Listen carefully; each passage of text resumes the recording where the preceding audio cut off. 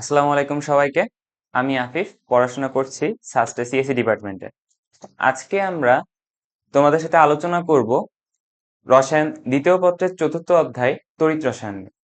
আজকে শুরু থেকে শেষ অবধি তড়িৎ রসায়নটা এমন ভাবে গোছানো হয়েছে যাতে তুমি যেই ভর্তি পরীক্ষায় বসো না কেন, সাস্ট সহ বাংলাদেশের যে কোনো ভর্তি পরীক্ষায় তুমি বসো না কেন, সব টপিক তোমার A to Z বেসিক থেকে একদম অ্যাডভান্স পর্যন্ত কমপ্লিট হয়ে যাবে। শুধু তোমার এই যে যে কয়টা স্লাইড রাখা হয়েছে, সবগুলো স্লাইডে যা যা করানো হচ্ছে পরীক্ষার আগে, যাতে একবার স্লাইড গুলো দেখলেই তোমার হয়ে যায় পুরো রিভিশনটা, সেইভাবে সব সাজানো হয়েছে। ঠিক আছে? আচ্ছা, তো আমরা এখন চ্যাপ্টারটা শুরু করব। তোমরা প্রত্যেকটা স্লাইডই তোমাদের জন্য স্পেশালাইজ ভাবে বানানো, যেন পরীক্ষার আগে আমাদের এই স্লাইডটা একটা দুর্দান্ত রিভিশন ম্যাটেরিয়াল হয়ে আসে। বুঝছো? আচ্ছা, তো আসো আমরা শুরু করি তড়িৎ রসায়ন। আচ্ছা দেখো, তড়িৎ রসায়ন যখন আমরা পড়বো তখন আমার কি পরিবাহিতা নিয়ে পড়া লাগবে না?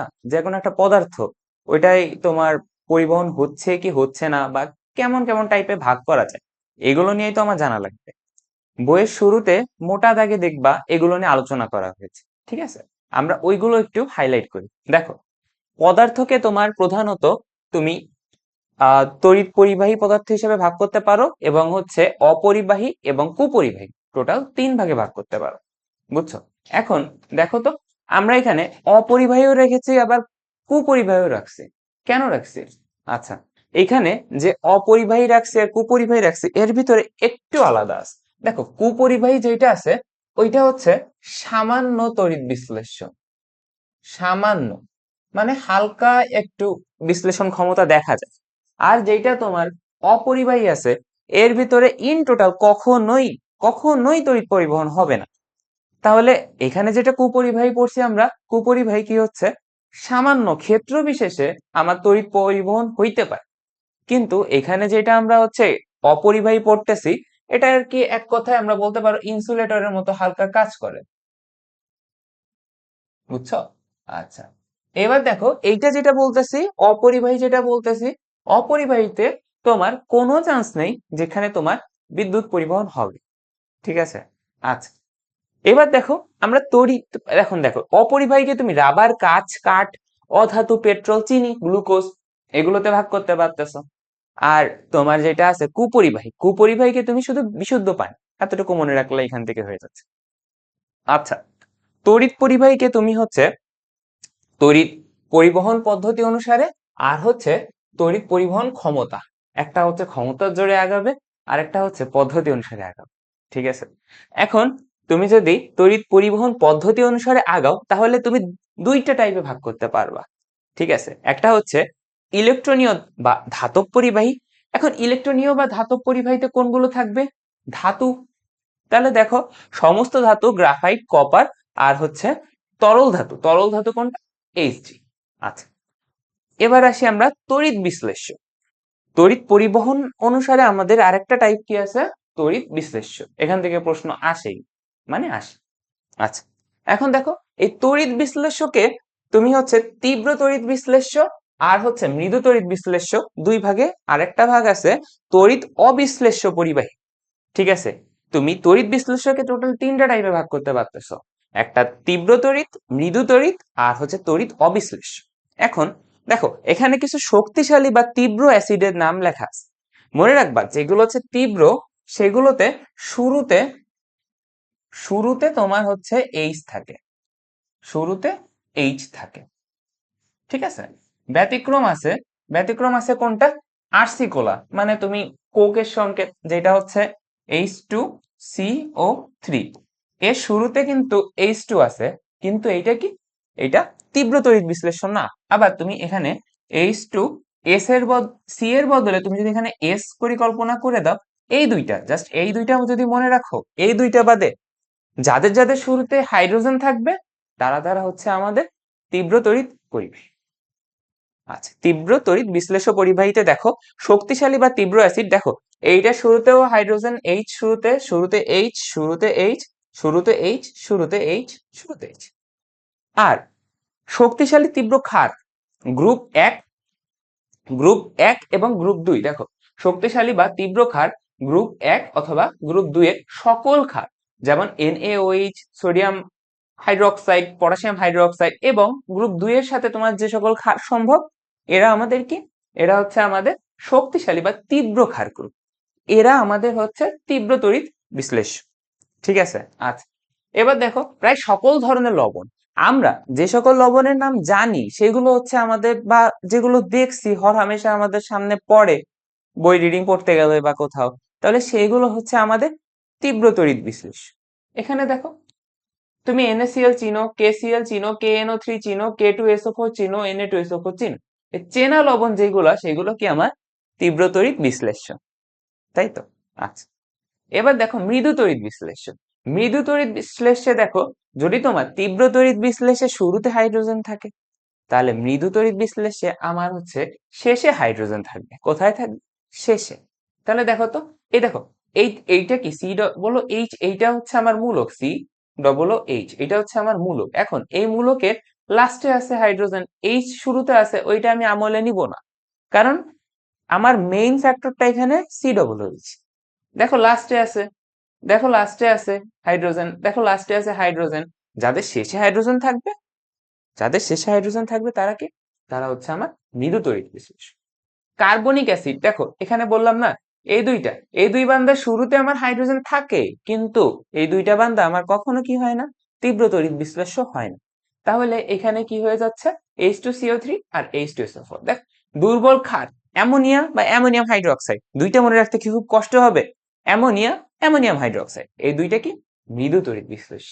আবার দেখো খুব কম, যেগুলো হচ্ছে খুবই কম লবণ, যেগুলো হচ্ছে খুবই কম পরিমাণে আছে পরিবেশে, যেগুলো তুমি দেখো কেবল দেখতেছো HgCl2 আর হচ্ছে CH3C+O2Pb, তাই না?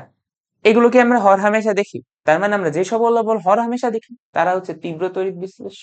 আর যেগুলো লবণ আমরা হরহামেশা দেখি না, মাঝে মধ্যে খুব রেয়ার দেখি, এই যে যেমন HgCl2 আর CH3C+O2Pb, এই দুইটা কি আমাদের, এই দুইটা হচ্ছে আমাদের মৃদু তড়িৎ বিশ্লেষ্য।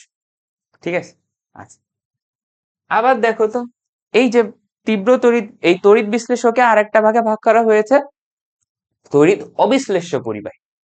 লিটারালি পরীক্ষায় এই যে এই তিনটা টাইপের, এই তিনটা বক্সের থেকে প্রশ্ন আসতে দেখা যায়। আচ্ছা, এখন দেখো তড়িৎ অবিশ্লেষ্য কারা, কেবল তরল বা এ দেখো অবিশ্লেষ্য পরিবাহী, এখানে পানি আছে, ইথানল আছে। ইথানল কি, ইথানল যেসব কোনো অ্যালকোহলই, যে কোনো তুমি যেখানে অ্যালকোহল দেখবা সকল অ্যালকোহলই তোমার হচ্ছে তড়িৎ অবিশ্লেষ্য পরিবাহী। তারপরে ক্ষেত্র বিশেষে যে সকল অপোলার যৌগ আছে, অপোলার যৌগগুলো তোমার কি হচ্ছে, সেগুলো সমযোজী ধর্ম প্রদর্শন করে, এইগুলো তোমার তড়িৎ অবিশ্লেষ্য পরিবাহী। ক্লোরোফর্ম আছে, চিনি আছে, আর গলিত সালফার বা কার্বন। ঠিক আছে, আচ্ছা। এবার দেখো আমরা আলোচনা করলাম তড়িৎ পরিবহন পদ্ধতি অনুসারে, এখন আমরা চলে যাব তড়িৎ পরিবহন ক্ষমতা অনুসারে।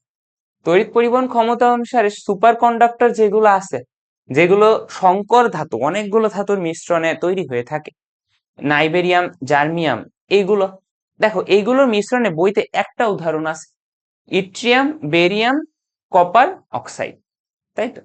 এখন এইটার টিসি, টিসি মানে কি বলতো, সন্ধি তাপমাত্রা।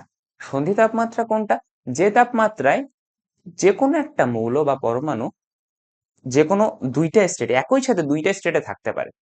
যেমন তুমি যখন 0°C তাপমাত্রার কথা বলো, সেই সময় পানি কি তোমার বরফের থেকে শুরু করে গলিত অবস্থায় থাকতে পারে, তাই না? বরফ গলে পানি হচ্ছে, তার মানে কি এটা 0°C তাপমাত্রা আমরা যেটা কাউন্ট করতেছি সেটা হচ্ছে বরফের একই স্টেটে, একই অবস্থায় দুইটা পর্যায়ে আমরা খেয়াল করতে পারি, এগুলোকে বলি আমরা সন্ধি তাপমাত্রা। সন্ধি তাপমাত্রা, আচ্ছা। এখানে তোমার ইট্রিয়াম, বেরিয়াম, কপার অক্সাইডের সন্ধি তাপমাত্রাটা হচ্ছে 90 কেলভিন। এটা বইতে উল্লেখ করা আছে, একটু মনে রেখো, উক্ত কোথাও পরীক্ষায় চলে আসলে আসতেই পারে। আবার দেখো তড়িৎ পরিবহন ক্ষমতা অনুসারে তড়িৎ সুপরিবাহী, যেগুলো সকল ধাতু, আর হচ্ছে অর্ধ পরিবাহী। অর্ধ পরিবাহী তো আমরা চিনি, নতুন করে চেনার কিছু না। তো এইগুলো বইয়ের শুরুর দিকে একদম সুন্দর মতো করে লেখা আছে, সেইগুলো এখানে এক জায়গা করে দেওয়ার সামান্য চেষ্টা, তোমরা হালকা একটু দেখে নিবা, দেখবা সুন্দর মতো করে হয়ে গেছে। আচ্ছা, এবার দেখি তো, প্রথম প্রশ্নে আমরা আসছি কোনটি তীব্র তড়িৎ বিশ্লেষ্য। আচ্ছা, এইটার শুরুতে কি আমার এইটা শুরুতে কি আমার এটা শুরুতে কি আমার হাইড্রোজেন আছে? নাই। শুরুতে শুরুতে হাইড্রোজেন দেখবো, তাহলে শুরুতে হাইড্রোজেন তো এটা নাই। বা হচ্ছে লবণ যদি দেখি তাহলে পরিচিত লবণ, পরিচিত লবণ, লবণ যদি দেখি আমরা তাহলে পরিচিত লবণ দেখি, তাহলে এটা শুরুতে হাইড্রোজেন নাই, তাহলে এটা অ্যান্সার হবে না। আমার কি বলছে? তীব্র, তাহলে তীব্রতে হচ্ছে না। HgCl2, আচ্ছা এটা তো লবণ, কিন্তু এটা আমার পরিচিত লবণ না, এটা হবে না। এইটা শুরু থেকে হাইড্রোজেন আছে? হ্যাঁ আছে, তাহলে আমার এইটাই আছে। ডি নাম্বারটা যদি দেখি তাহলে এটা কি আমার পরিচিত লবণ না অপরিচিত লবণ, তাহলে এটা মৃদু তড়িৎ বিশ্লেষ্য। এইটা আর এটা মৃদু তড়িৎ বিশ্লেষ্য, তাহলে আমার অ্যান্সার হচ্ছে এটা। ঠিক আছে, সহজ আইডেন্টিফাই করা, একটু প্র্যাকটিস করবা, 10-12টা কোশ্চেন একটু বেশি প্র্যাকটিস করবা, দেখবা মাথায় অটোমেটিক চলে আসছে, কিছু মনে রাখার দরকার হচ্ছে না। আচ্ছা, পরেরটা দেখি তো, কোনটি তড়িৎ বিশ্লেষ্য নয়? আচ্ছা, তড়িৎ বিশ্লেষ্য নয় এইটা কি? এটা হচ্ছে আমার মৃদু, আমরা তো দেখছিলাম টাইপে, এটা মৃদু তড়িৎ বিশ্লেষ্য। এইটাও কি? এইটাও তোমার হচ্ছে মৃদু, তাই না? যে অ্যামোনিয়া বা অ্যামোনিয়াম যুক্ত ক্ষার, তাই না? আর এই ক্যালসিয়াম ক্লোরাইড এটা তো পরিচিত লবণ, এটা কি তীব্র? তাহলে এখানে দেখো বাকি থাকতেছে একটা CCl4, এটা কি অপোলার? অপোলার যদি কোথাও দেখো তাহলে সেইগুলো ম্যাক্সিমামই হচ্ছে তড়িৎ বিশ্লেষ্য নয়। ঠিক আছে, তাহলে আমার এখানে অ্যান্সার কোনটা বলো তো? আমার এখানে অ্যান্সার হচ্ছে CCl4। ঠিক আছে, আচ্ছা এবার আসি, তাপমাত্রা বাড়ার সাথে কোনটির বিদ্যুৎ পরিবাহিতা বাড়ে? আচ্ছা দেখো তো, আমি যদি সিম্পলি ভাবে কোনো একটা পরিবাহী তাপমাত্রা বৃদ্ধি করি তাহলে তার রোধ কি হয়? রোধ বৃদ্ধি পায়। আর যদি রোধ বৃদ্ধি পায় তাহলে কি হয়? পরিবাহিতা পরিবাহিতা হ্রাস পায়,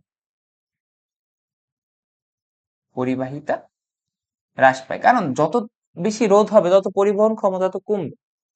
আচ্ছা, এখন দেখো কি বলছে, তাপমাত্রা বাড়ার সাথে সাথে আমার পরিবাহিতাটাকে বাড়াইতে হবে। আচ্ছা আচ্ছা আচ্ছা, তাহলে আমার তাপমাত্রা বাড়াইলে এমন একটা যদি পদার্থ নিই যার যার হচ্ছে রোধ কমে, তাহলে তার পরিবাহিতা বাড়ে। এরা কারা? এরা কারা? এরা হচ্ছে তোমার সেমিকন্ডাক্টর যারা আছে তারা। সেমিকন্ডাক্টরের ক্ষেত্রে কি হয়, তাপমাত্রা তুমি যত বাড়াবা তত কি হবে? রোধ কমবে, আর রোধ যদি কমে তাহলে পরিবাহিতা বেড়ে যাবে।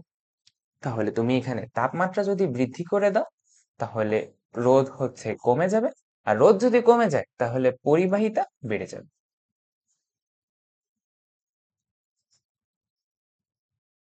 পরিবাহিতা বৃদ্ধি, তাহলে এগুলো কোনগুলোর জন্য? সেমিকন্ডাক্টর, সেমিকন্ডাক্টরের জন্য, তাই না? এখন অপশনে দেখি তো কোনো সেমিকন্ডাক্টর আছে কি নাই। আছে, সিলিকন। হয়ে গেল। প্রশ্ন সামান্য একটু মন দিয়ে পড়তে হবে, প্রশ্ন সামান্য একটু মন দিয়ে পড়তে হবে, প্রশ্ন পড়াতেও একটাই। আচ্ছা পরেরটাই যাই।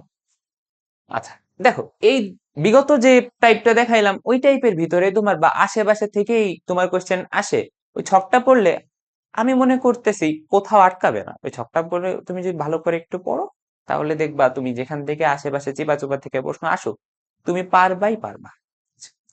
এইবার দেখো একটা, এই টপিকটা খুবই গুরুত্বপূর্ণ, এই টপিকটা খুবই গুরুত্বপূর্ণ, তার মানে এটা 5 স্টার 10 স্টার, কত স্টার দিবা, যত স্টার দাও ততই কম পড়ে যাবে। এখন এই টপিকটার জন্য আমাদের কি লাগবে? এই টপিকটা নিয়ে কি আলোচনা করতেছি, টপিক 2 তে আলোচনা করব। দেখো কোন একটা ধাতু আয়ন সেটা আগে যাবে না তোমার কোনটা আগে বের হয়ে যাবে, মানে বিমুক্তকরণ কোনটা বিক্রিয়ায় আগে অংশগ্রহণ করবে। তারপরে আমরা এখান থেকে যেটা বুঝবো সেটা হচ্ছে কোন ধাতু সক্রিয়তা, সক্রিয়তা সিরিজের যদি উপরে থাকে তার ক্যাটাগরিতে তার ক্ষমতা বল কেমন থাকবে, কেউ নিচে থাকলে তার ক্ষমতা বল কেমন থাকবে। ঠিক আছে, আচ্ছা এখন দেখো এখানে আমি কি সব আয়ন নিয়ে কথা বলছি না, তাহলে একটু জিনিস মাথায় রাখবা। যদি আয়ন, আমরা দেখো আমরা পরবর্তীতে একটু যাই তো, এখানে দেখো এখানে তোমার সক্রিয়তা সিরিজ ধরে আছে, তাই না? পুরো সিরিজ ধরে আছে। এখন এই সিরিজটা তোমার মনে রাখা অনেক ইম্পর্টেন্ট। ক্লাস শেষে অবশ্যই তোমরা ক্লাস স্লাইড পেয়ে যাবা, ক্লাস স্লাইডটা যখন পেয়ে যাবা তখন একটু দেখে নিবা। দেখো মনে রাখা, তোমার প্রথমে লিথিয়াম থেকে অরাম এতটুকু অবধি তুমি যদি মনে রাখো, এতটুকু অবধি তুমি মনে রাখো তাহলে দেখবা তোমার লাইফটা অনেক ইজি হয়ে গেছে, অনেক এমসিকিউ সাথে সাথে সলভ করতে পারবা। এই অধ্যায় মূলত এই যে সক্রিয়তা সিরিজটা এইটার বেসিসেই অনেক কোশ্চেনের উত্তর স্ট্যান্ড করতেছে। ঠিক আছে, আচ্ছা দেখো এইটা তুমি মনে যদি রাখতে চাও, লি পিকার, লিতে লিথিয়াম, পিকারে, আচ্ছা দেখো এটা তুমি যদি একটু মনে রাখতে চাও, লি পিকার, ঠিক আছে, এখানে যে লিতে আছে সেটা তোমার হচ্ছে লিথিয়াম, পিকার, পিতে তোমার হচ্ছে পিকার, কাতে তোমার হচ্ছে পটাশিয়াম, ঠিক আছে, এই যে পতে পটাশিয়াম এভাবে মনে রাখতে পারো, আর পটাশিয়ামের সিম্বল কে দিয়ে।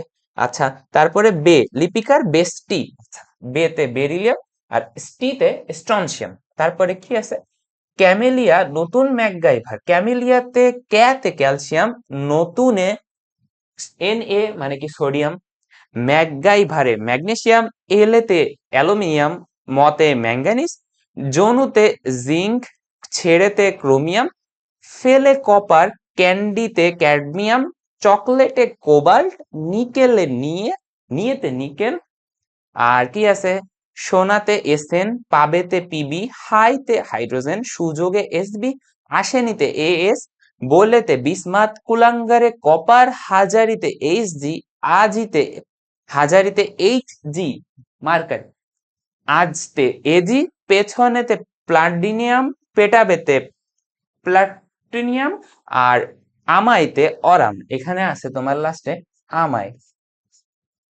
বুঝছো, আমাই, আমাইতে অরাম, ঠিক আছে, আচ্ছা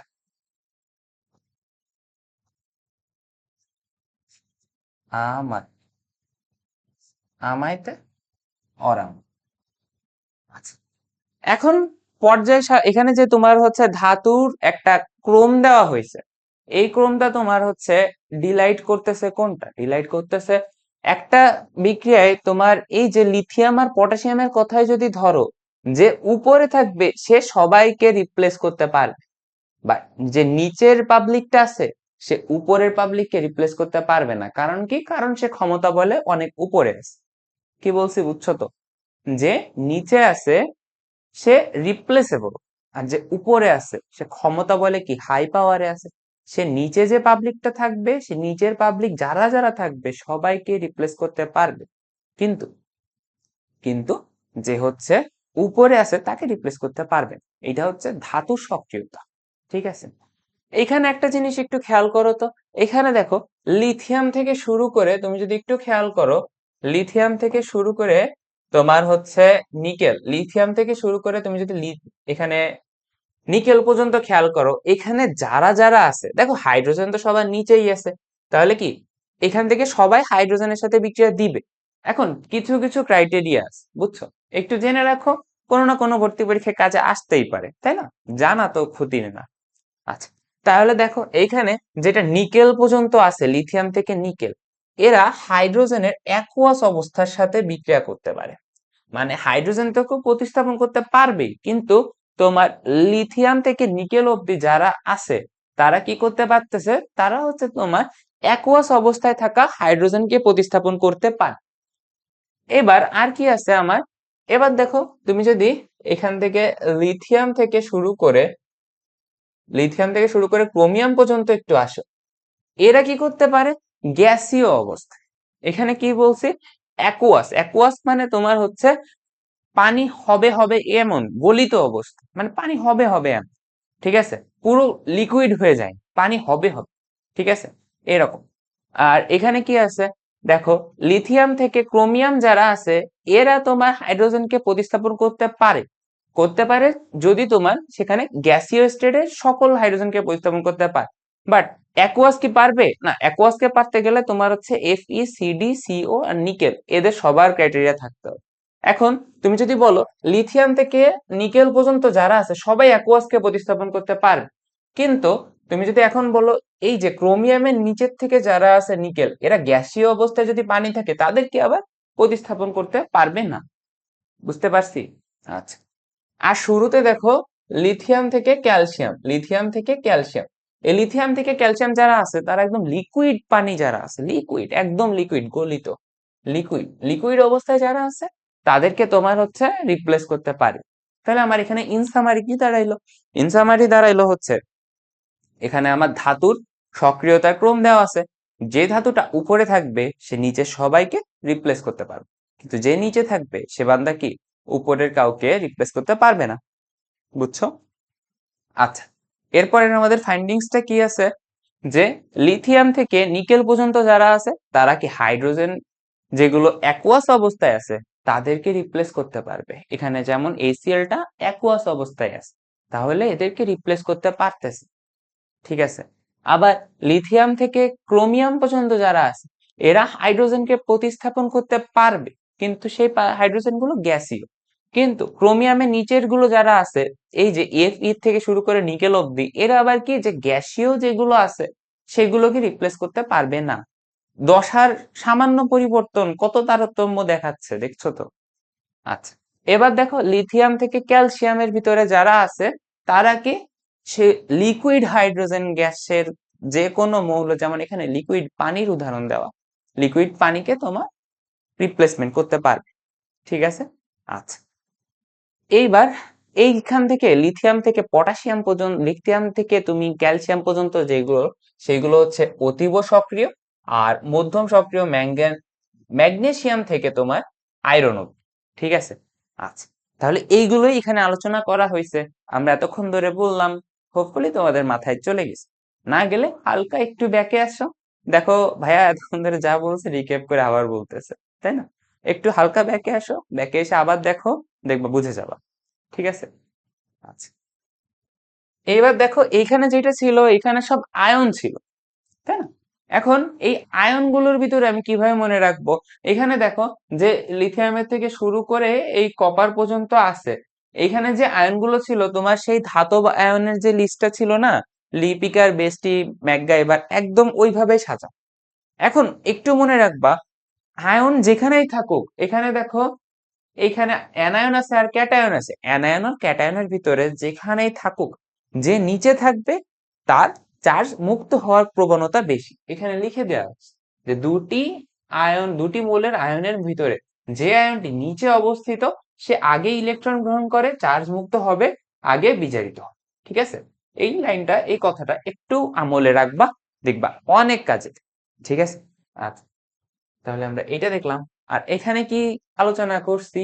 এখানে দেখো অ্যানায়নের যে লিস্টটা আছে, এইখান থেকে একটু মনে রাখতে পারো যে নাসা কবে আইলো হাই, নাসা কবে আইলো হাই।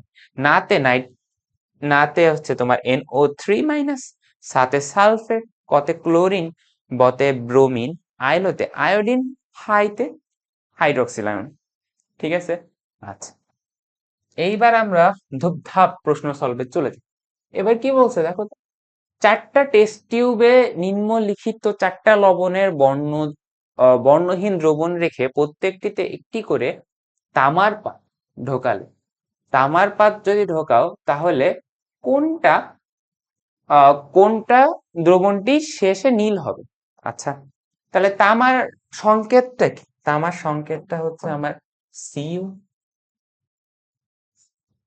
এখন আমার কি এই কপার দিয়ে রিপ্লেসমেন্ট হইতে হবে, কপারের সাথে বিক্রিয়াটা হইতে হবে, বিক্রিয়া হইতে হবে, বিক্রিয়া হতে হবে। এখন এই বিক্রিয়াটা যদি কপারের সাথে হইতে হয়, তাহলে এখানে যে মৌলগুলো আছে, আমি এখানে সোডিয়ামকে নিই, ক্যাডমিয়ামকে নিই, এজি কে নিই, জিঙ্কে, আমার ক্রাইটেরিয়াটা কি? কপারের সাথে যদি বিক্রিয়া হইতে হয় তাহলে কি হবে, তোমার নীল বর্ণের অদক্ষেপ পাওয়া যাবে। তাহলে আমার এখানে যে মৌলটাকে নিব সেটাকে অবশ্যই কপারের নিচে থাকতে। তাহলে একটুখানি পেছনে ফ্ল্যাশব্যাক দাও, দেখো কপারের নিচে তোমার সোডিয়াম উপরে, ক্যাডমিয়াম উপরে, জিঙ্ক উপরে। ঠিক আছে, তোমার শুধুমাত্র এজি যেটা আছে সেটা হচ্ছে কপারের নিচে আছে। তাহলে কপারের নিচে যদি এজি থাকে তাহলে কি সহজেই রিপ্লেসমেন্ট করতে পারবে। আর সহজে যদি রিপ্লেসমেন্ট করতে পারে, সহজে যদি রিপ্লেসমেন্ট করতে পারে তাহলে কি দ্রবণে কি হবে? দ্রবণটা নীল বর্ণের পদক্ষেপ দেখায়, তাই না? তাহলে আমার এইটা হচ্ছে অ্যান্সার। তাহলে এখান থেকে ফাইন্ডিংসটা হচ্ছে যে নিচে ছিল সে প্রতিস্থাপন করতে পারবে। এখানে পি কিউ আর এস ধাতু সমূহের প্রমাণ বিজারণ বিভব দেওয়া আছে, কোনটি অধিকতর সবল বিজারণ? আচ্ছা, এখানে একটা জিনিস একটু মনে রাখ, তোমার বিজারণ বিজারণ বিভবে ঋণাত্মক মান, বিজারণ বিভবের ঋণাত্মক মান, যার ঋণাত্মক মান যার যত বেশি, যার যত বেশি সে তত সবল বিচারক ধর্ম প্রদর্শন করে, সে তত সবল বিচারক। ঠিক আছে, আচ্ছা তাহলে এখানে দেখি তো সবগুলোই তো ঋণাত্মক মানের ভিতরে, এখানে দেখো দুইটা ঋণাত্মক মানে দেওয়া আছে, এটা আর এটা আছে।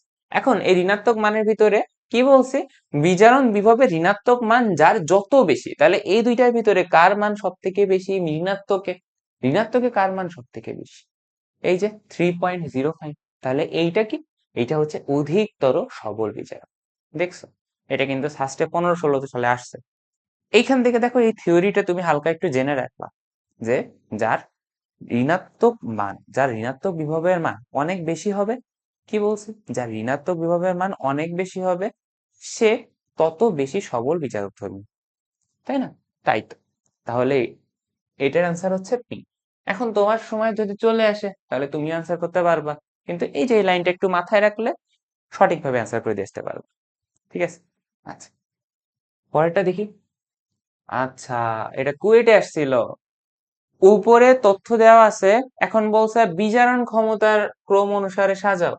আমরা তো শিখে গেছি বিজারণ ক্ষমতার ক্রম অনুসারে সাজানো, আমাদের কি খুব একটা প্যারা খাবো?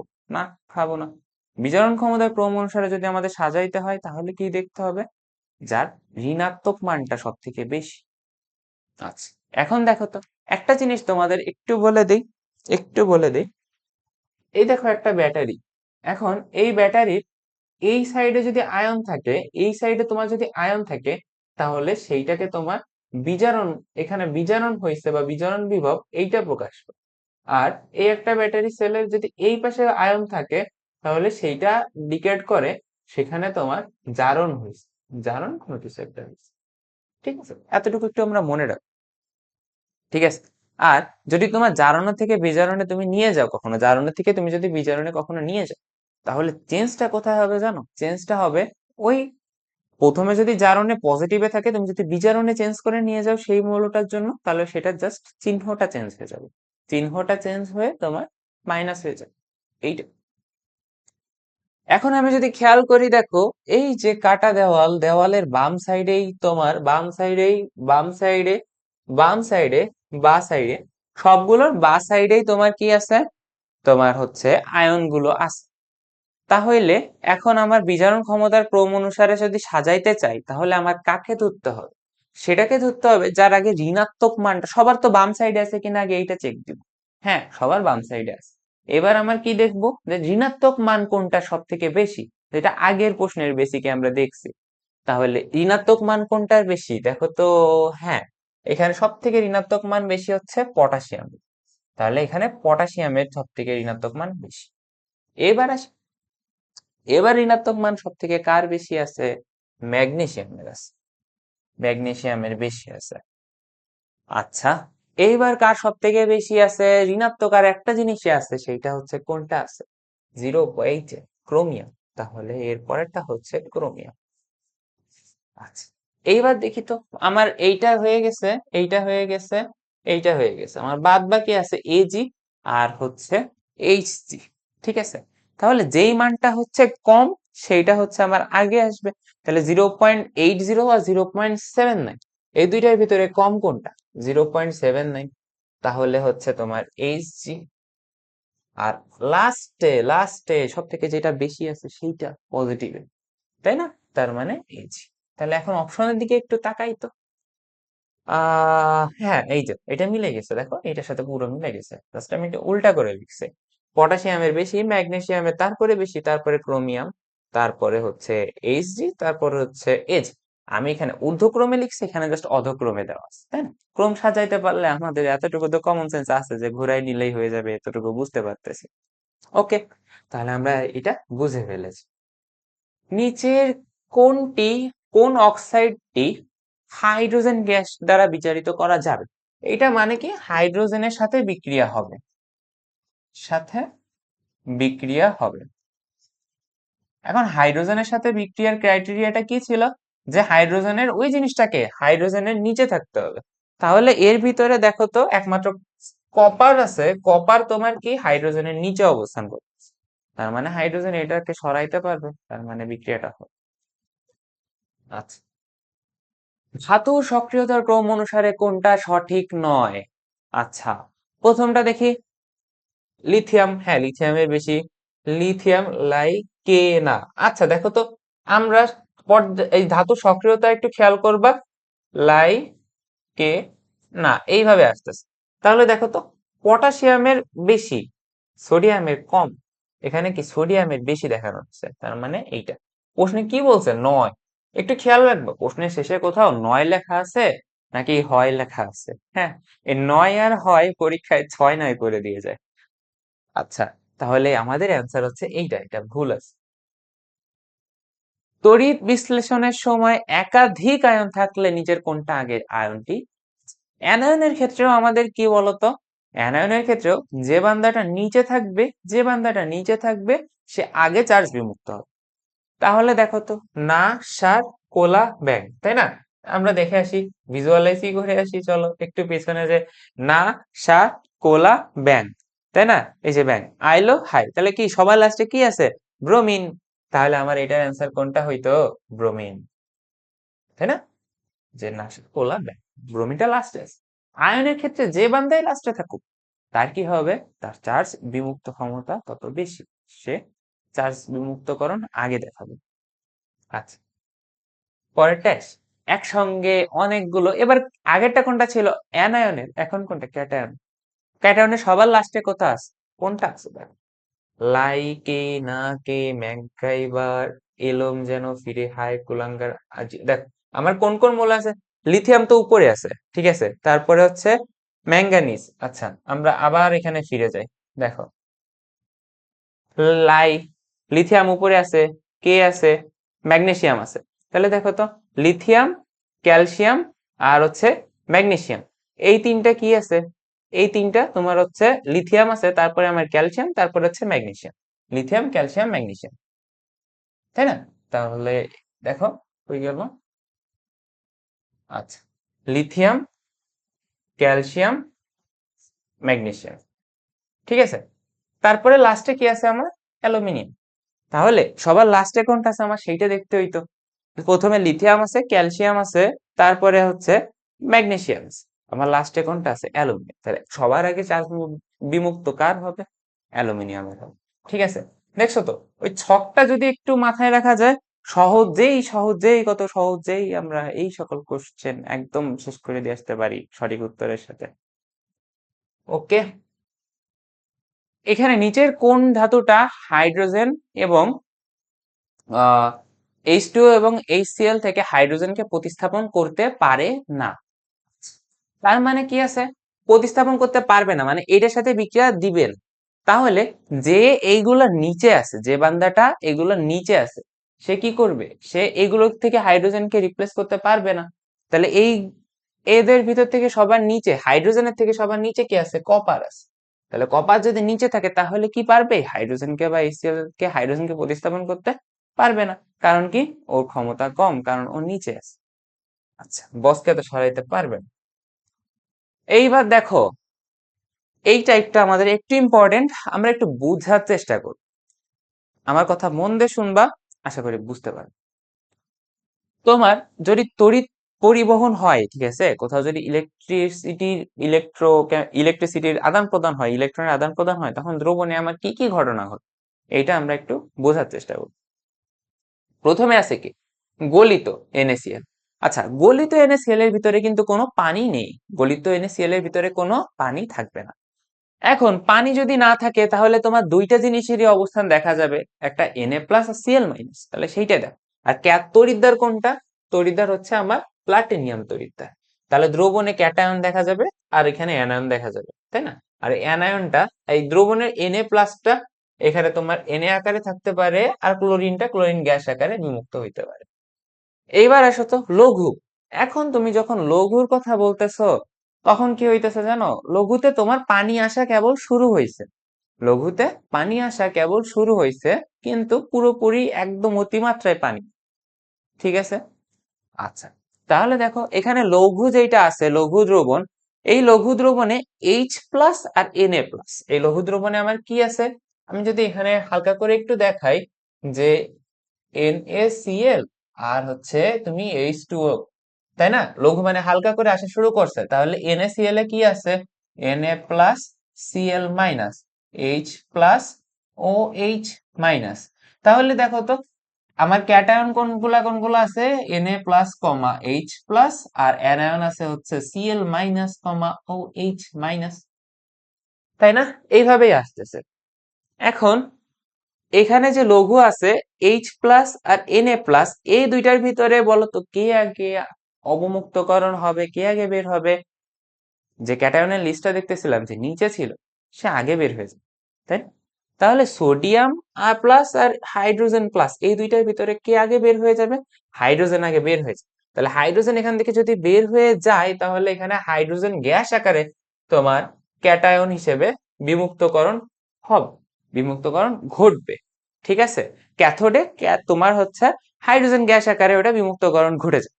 আর দ্রবণে দেখো, এখন দেখো Cl মাইনাস আর OH মাইনাস, এখন তোমার পানি কেবল যোগ করা শুরু করছো, তাই এখানে তোমার দেখো নাসার কোলা ব্যাং কবে আইলো হাই, তাহলে OH-টা যেহেতু লাস্টে আছে, তাহলে এইটা এখান থেকে বিমুক্তকরণ হবে, এটা এখান থেকে বিমুক্তকরণ হয়ে তোমার ও অক্সিজেন গ্যাস আকারে বের হয়ে যাচ্ছে। OH-টা কিভাবে অক্সিজেন গ্যাস আকারে বের হচ্ছে, এটা একটু আমাদের দেখতে ইচ্ছা করবে না? তাহলে দেখি আমাদের আগে একটু ফাঁকা জায়গা আছে কিনা, এখানেই দেখাই। দেখ, আমার চারটা OH, তোমার চারটা OH মাইনাস, তোমার চারটা OH মাইনাস আয়ন একসাথে হয়, বুঝছো? একসাথে হয়ে কি হয় দেখো তো, একটা OH নিলাম, দুইটা OH নিলাম, তিনটা OH নিলাম, চারটা OH নিলাম। এইবার দেখো কত সুন্দর একটা জিনিস হয়, এখান থেকে একটা হাইড্রোজেন আর এখান থেকে একটা OH মিলে পানি হিসেবে বাইরে বের হয়ে যায়। আবার সেম ভাবে এখানে একটা হাইড্রোজেন, এখানে একটা OH নিয়ে পানি হিসেবে বাইরে বের হয়ে যায়। আর এখানে পড়ে থাকতেছে কি দুইটা O, মানে অক্সিজেন আকারে বের হয়ে। তাহলে এই যে OH মাইনাস, এই আয়নের থেকে তোমার কি পাচ্ছি আমি? দুই অণু পানি পাচ্ছি, সাথে কি পাচ্ছি? একটা অক্সিজেন পাচ্ছি। আর এখানে ইলেকট্রনের আদান প্রদান হয় চারটা ইলেকট্রনের, ঠিক আছে? যেহেতু দেখো চারটা OH মাইনাস তোমার চারটা ইলেকট্রনের আদান প্রদানই করবে। হ্যাঁ, এইভাবে এটা সামনে কাজে লাগতে পারে, যে কোনো কোয়েশ্চেন সলভ, যে পানির বিজারণে তোমার যদি ম্যাথ আসে কোনো, আমরা সামনে দেখব। তো সো OH মাইনাস থেকে কিভাবে পানি আসতেছে, কিভাবে তোমার অক্সিজেন আসতেছে, এটা আমরা একটু দেখে নিলাম। ওকে, আচ্ছা, তাহলে এখান থেকে তোমার অক্সিজেন আসছে। এইবার একটু ভাইয়া একটু নাড়াচাড়া দিয়ে বসতে হবে আমাদের, বুঝলা? এইখান থেকে একটু খেয়াল কর, সেম, কিন্তু এখন কি হয়েছে, আমার হচ্ছে লঘুর থেকে জিনিসটা গাঢ় হয়ে গেছে। লঘুর থেকে যখন জিনিসটা আমার হচ্ছে গাঢ় হবে, তখন কি হবে বুঝছো? তখন দেখো সোডিয়াম প্লাস আর হাইড্রোজেন প্লাস, এই দুইটা তো আছেই। তাহলে আমার ক্যাথোডে কোনটা যাইতো? সোডিয়াম আর হাইড্রোজেনের ভিতরে যার যেটা নিচে আছে, আমার আয়নের যে সক্রিয়তা যেটা নিচে আছে, ওইটা আমার আগে যাইতো। এখন সোডিয়াম আর H প্লাস, এই দুইটার ভিতরে কোনটা নিচে আছে? H plus. H প্লাসটা ধাতু দুইটার ভিতরে বের হয়ে যাবে। এখন H প্লাস আরো একটা H প্লাস কে ধরে হাইড্রোজেন গ্যাস আকারে তোমার এখানে তো চলে আসলো, এখানে হাইড্রোজেন গ্যাস আকারে ক্যাথোডে চলে আসলো। কিন্তু তুমি যদি একটু গাঢ় করো লঘুর থেকে, মানে কি তোমার দ্রবণে পানির পরিমাণ বাড়ায় দিস, পানির পরিমাণ কি বাড়াইছো? না, NaCl এর পরিমাণটা তুমি বাড়াইছো। ঠিক আছে, তার মানে গাঢ়, গাঢ় NaCl এর দ্রবণ, তার মানে দ্রবণে তোমার NaCl এর পরিমাণ কি করছো? বৃদ্ধি করে দিছো। এই ক্ষেত্রে তোমার আমার এখান থেকে আসার কথা কোনটা ছিল? Cl মাইনাস আর OH মাইনাস। এখান থেকে তোমার Cl মাইনাসটা, এখান থেকে OH মাইনাস থেকে পানি আসার কথা ছিল, কিন্তু আমার এখানে যাচ্ছে কোনটা? Cl minus. কেন? আমি যখন দ্রবণে গাঢ় করছি, তখন এখান থেকে সমস্যা হয়ে যাইতেছে যে Cl মাইনাসের কনসেন্ট্রেশনটা OH মাইনাসের কনসেন্ট্রেশনের থেকে বেশি হয়ে যাচ্ছে। ঘনমাত্রাটা যখন বেশি হয়ে যায়, এখানে ঘনমাত্রার ইফেক্টের কারণে গাঢ় যখন আমি নিতেছি, তখন ঘনমাত্রার ইফেক্টের কারণে এই Cl মাইনাস আর OH মাইনাস থেকে OH মাইনাস, যদিও আমার যে সক্রিয়তা ওইটা নিচে আছে, ওইটা নিচে সিলেক্টেড ওয়েতে ওইটারই আগে বের হওয়ার কথা ছিল, কিন্তু OH মাইনাসটা আমার আগে বের হবে না। এখানে ঘনমাত্রা যেহেতু Cl মাইনাসের বেশি, তাই হচ্ছে আমার এখান থেকে Cl অবমুক্তকরণ হবে, ক্লোরিন গ্যাস আকারে বের হয়ে যায়। আগে ছিল সোডিয়াম আর এখন OH, দুইটা মিলে NaOH হিসেবে দ্রবণের তলে তলানি হিসেবে পড়ে থাকে। ঠিক আছে, আচ্ছা। গাঢ়তে দেখো সেম, কিন্তু এখানে একটু আলাদা। দেখো কি হয়েছে যে এখানে মার্কারি, তুমি যেখানে মার্কারি তড়িৎদ্বার নিবা, কি বলছি, যেখানে তুমি হচ্ছে মার্কারি তড়িৎদ্বার নিবা, সেখানে যখনই মার্কারি তড়িৎদ্বার নিয়ে নিবা, তখনই তোমার হচ্ছে এখানে হাইড্রোজেন আর সোডিয়াম, এই হাইড্রোজেন আর সোডিয়ামের ভেতরে তোমার হচ্ছে সোডিয়ামটা, এখানে তোমার হাইড্রোজেনের অবশ্যই নিচে আছে, কিন্তু তুমি যেখানে দেখবা হচ্ছে মার্কারি তড়িৎদ্বার ব্যবহার করে বলা হয়ে গেছে, তাহলে ওইখানে আমি হাইড্রোজেনটা বের হবে না, ওখান থেকে আমার বিমুক্তকরণ হবে কোন, বিমুক্তকরণ হবে অবশ্যই হচ্ছে সোডিয়াম। আর বাদ বাকি যেহেতু গাঢ় দ্রবণ, Cl মাইনাস বের হবে। ঠিক আছে, আর H2SO4 এর দ্রবণে দেখো, H2SO4 এর দ্রবণে তোমার শুধু দ্রবণ, এই যে প্রথমটার মতো শুধু দ্রবণ, শুধু যদি দ্রবণ হয় তাহলে তোমার কোনটা যাবে, শুধু H প্লাস যাবে, আর এখান থেকে OH টা যাবে, কারণ OH টা সবার নিচে আছে। CuSO4 দ্রবণেরও সেম, আর CuSO4 আর ZnSO4 এরটা আছে। আমরা উপরের গুলো ইন ডিটেলস বুঝতে পারছি, তাহলে এখন দ্রবণে কোনটা থাকে থাকে না আমরা হালকা বুঝেই বের করে ফেলতে পারবো। আচ্ছা, এবার আসো একটু চর্চা করি। আচ্ছা, আরো কিছু আছে তোমার বইতে, এইগুলো একটুখানি খেয়াল রাখবা, এগুলো একটু আমলে রেখো, যে শুষ্ক ড্রাই কোষ, আচ্ছা দুঃখিত আমি, আচ্ছা এখানে একটু আমলে রাখবা, যে একটু দাঁড়াও। আচ্ছা দেখ, শুষ্ক যে ড্রাই কোষটা আছে, শুষ্ক ড্রাই কোষ বা ব্যাটারিতে তোমার হচ্ছে 1.4, এটা ইম্পর্টেন্ট আছে, যে শুষ্ক ড্রাই কোষ বা ব্যাটারি সেলে তোমার বিভব, কোষ বিভবটা কত, কোষ বিভবটা হচ্ছে 1.5 ভোল্ট। আচ্ছা, লেড স্টোরেজে তোমার হচ্ছে 2 ভোল্ট, ক্যাডমিয়াম ব্যাটারিতে 1.3 আছে, আর হাইড্রোজেন ফুয়েলটা আর লিথিয়াম আয়নটা, এই দুইটা একটু মনে রাখতে পারো। লবণ সেতুতে এখানে আমি কাজ একসাথে করে দিছি তোমাদের। লবণ সেতুতে কি কাজ হয়, অ্যানোডে জারণ হয়, ক্যাথোডে বিজারণ হয়, ইউ আকৃতির কাঁচকণাও থাকে। ঠিক আছে, কাজে লাগতে পারে। লবণ সেতু নিচের কোনটা বৈশিষ্ট্য দিয়ে আসতেই পারে। লবণ সেতুর ভূমিকা দেখো, এখানে পূর্ণ ভেনিস, পূর্ণ বর্তনী পূর্ণ করে, ভেতে ভারসাম্য রক্ষা করে, নিরপেক্ষতা বজায় রাখে, সমন্বয় স্থাপন করে। ঠিক আছে, লবণ সেতুর কাজটাও তোমরা মনে রাখতে পারো, এমসিকিউ তে চলে আসতে পারে। আচ্ছা, প্রশ্নে চলে এসেছে আমরা সোডিয়াম ক্লোরাইডের। আচ্ছা দেখো, যেখানে তোমার সোডিয়াম ক্লোরাইড বলবে, ওখানে হচ্ছে আমরা একটু কষ্ট করে গাঢ়টাকে কল্পনা করব। সব সোডিয়াম ক্লোরাইডের দ্রবণে যদি কোথাও লঘু বলে দেয়া না থাকে, তাহলে আমরা সেখানে গাঢ় হিসেবে আচ্ছা, তড়িৎ বিশ্লেষণ করলে কোনটা পাওয়া যায়, তাহলে তড়িৎ বিশ্লেষণ করলে আমরা তো দেখছি যে Na plus, H plus, Cl minus O H minus. এখন যদি গাঢ় বলতেছি, তখন কনসেন্ট্রেশন, কনসেন্ট্রেশন কনসেন্ট্রেশন Cl মাইনাসের একটু বেশি হয় OH মাইনাস থেকে, তাই এখানে Cl2 বের হয় কোথায়, অ্যানোডে। আর এখানে Na প্লাস আর H প্লাস এর ভিতরে কোনটা নিচে আছে, H প্লাস নিচে আছে। এখন H প্লাস হাইড্রোজেন গ্যাস আকারে তোমার কোথায় চলে যায়, ক্যাথোডে। তাহলে তোমার এখান থেকে H প্লাস তৈরি হয়ে যাচ্ছে, Cl মাইনাস তৈরি হয়ে যাচ্ছে, আর বাদ থাকতেছে কোনটা, বাদ থাকতেছে হচ্ছে Na আর OH। Na আর OH এই দুইটা মিলে তোমার হচ্ছে NaOH হিসেবে দ্রবণে পদক্ষিপ্ত থেকে যায়। ম্যাচ করি, আমরা এখান থেকে পাবো হচ্ছে H2Cl2। H2Cl2 আছে, নাই। H2Cl2 আছে, O2 আছে, Cl2 আছে, নাই। এটাও নাই, এইটাই আছে, Cl2 আছে, H2 আছে, NaOH আছে। তাহলে আমার অ্যান্সার কোনটা হবে? ঠিক আছে, একটু এমসিকিউ পড়ার সময় ক্যান্সেল আউট করে পড়ার চেষ্টা করবা। ক্যান্সেল আউট করে পড়ার চেষ্টা হলে হয় কি, অন্যগুলো একটু বিশ্লেষণ করা হয়ে যায়। আচ্ছা, পরেরটাই যাও। কপার সালফেটের জলীয় বিশ্লেষণে তোমার নিচের কোন উক্তিটা ভুল শাস্তে আসছে, দেখছো? এই ভুল, এই ভুল জিনিসগুলো একটু খেয়াল রাখবা, যে চাইছে কি আমার ভুল চাইছে না সঠিক চাইছে, সেটা বের করতে হবে, একটু খেয়াল রাখ। আচ্ছা, এখানে একটু খেয়াল করো তাহলে। এখানে কপার সালফেট CuSO4, এর জলীয় বিশ্লেষণ, তাহলে H2O আমার আসবে কি তাহলে Cu2+H+SO4 2-OH-। এখন এই দুইটার ভিতরে কোন বান্দা নিচে আছে? কোন বান্দা নিচে আছে? যেটা হচ্ছে তোমার হাইড্রোজেন। তাহলে এখানে তোমার যেটা হাইড্রোজেনটা আছে, এই হাইড্রোজেনটা তোমার ক্যাথোডে H2 আকারে তোমার হচ্ছে ক্যাথোডে চলে আসে, তাই না? ক্যাথোডে গ্যাস আকারে চলে আসে। আর এই দুইটার ভিতরে কোনটা চলে আসবে অ্যানোডে? OH-। OH- টা তোমার অ্যানোডে অক্সিজেন আকারে, দেখলাম তো আমরা OH- কিভাবে অক্সিজেন হয়, তাই না? এটা হচ্ছে অ্যানোডে চলে আসবে। আচ্ছা, এটা লিখতে লিখতে আমার একটু খেয়াল গেছে, প্লাটিনিয়াম দ্বারা তৈরি ক্যাথোডে অক্সিজেন গ্যাস উৎপন্ন হয়। আমার এখানে ক্যাথোডে কোন গ্যাস উৎপন্ন হবে? Hydrogen gas. তার মানে এখানে ভুল কোনটা আছে? আমার ভুল হচ্ছে এইটাই আছে। বুঝতে পারলাম তো? ভুলটা বের করতে বলছি।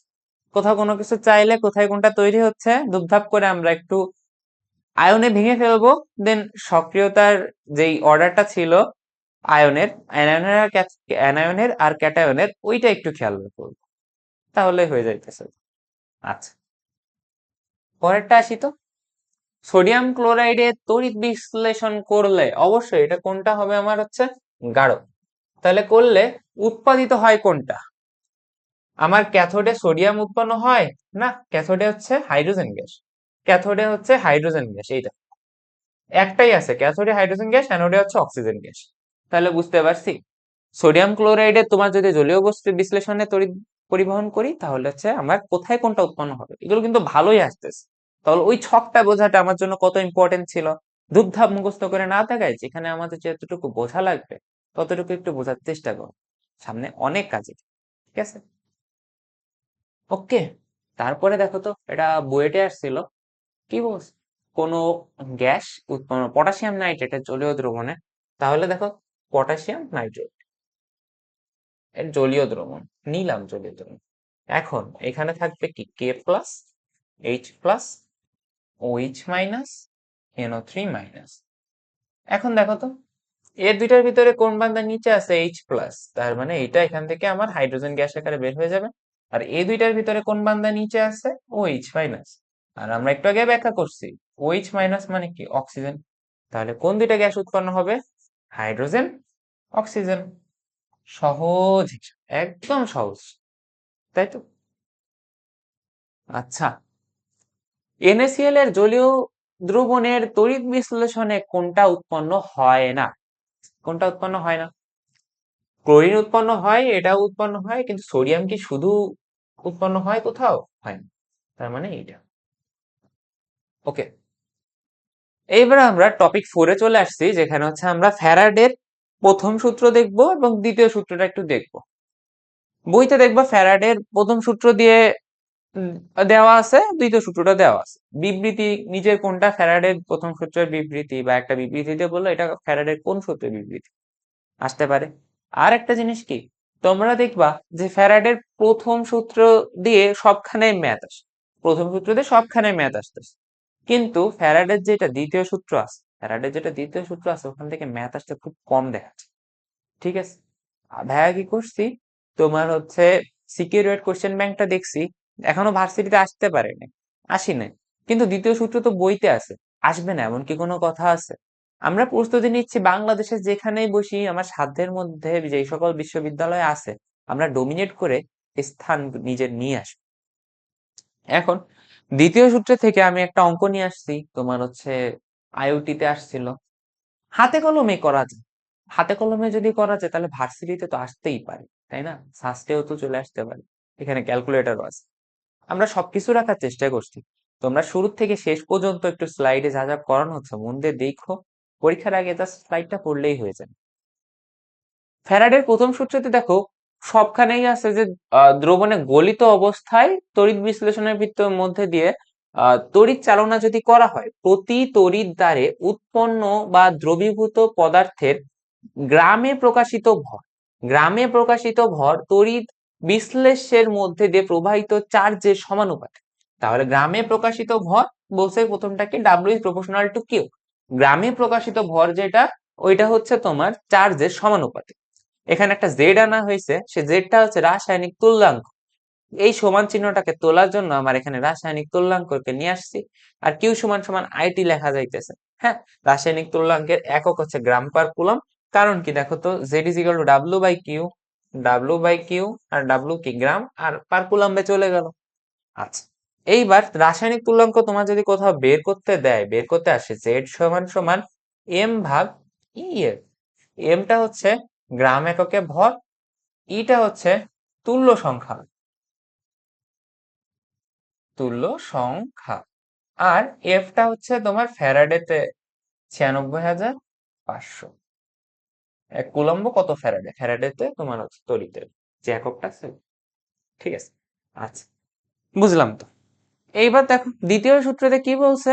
দ্বিতীয় সূত্রতে বলছে জমা হওয়া ভর নিজ নিজ রাসায়নিক তুল্যাঙ্কের সমানুপাতিক। তার মানে দেখো, এই যে জমা হওয়া ভর রাসায়নিক তুল্যাঙ্কের সমানুপাতিক। আর আমরা জানি ই সমান সমান কি, ওই পদার্থের ভর ভাগ হচ্ছে তুল্য সংখ্যা, ওই পদার্থের ভর ভাগ তুল্য সংখ্যা। ঠিক আছে, আচ্ছা, তাহলে দেখো ই কে রিপ্লেসমেন্ট করে দিছে জাস্ট, এটা চলে আসছে। সহজ।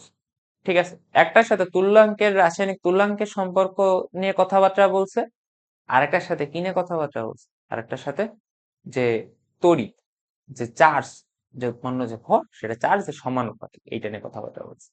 কঠিন নাকি কিছু? আচ্ছা, সহজ, সব সহজ। এবার দেখো তো, একটা ডিসেন্ট আমরা যদি তড়িৎ বিশ্লেষণ করি, আমরা চাইছি যে স্লাইডে যা যা যা টপিক আছে ইন, মানে ডিটেলস তো একদম ইন্টারের মতো পড়তে পারবো না, বাট অ্যাডমিশন টেস্টে যা আসুক আমরা যদি অ্যান্সার করে দিয়ে আসতে পারি। স্লাইডে সব আছে, স্লাইডে সব, একটু দেখো স্লাইডের কোয়ালিটিটা, সবই রাখা হয়েছে।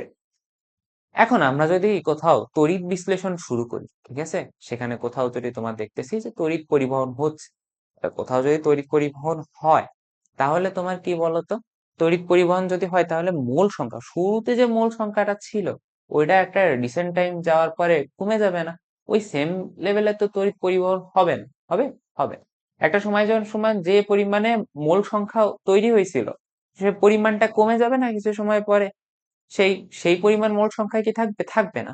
তোমার হচ্ছে তড়িৎ বিশ্লেষণের পরে দ্রবণে অবশিষ্ট সেই মোল সংখ্যার সূত্র হচ্ছে S1 মানে আদি ঘনমাত্রা ইন্টু আয়তন মাইনাস আইটি বাই ই। এটা তুমি যদি করে দাও, ওই দ্রবণের তুমি কোনটা পেয়ে যাবা, যে পরিবর্তিত বা অবশিষ্ট মোল সংখ্যা।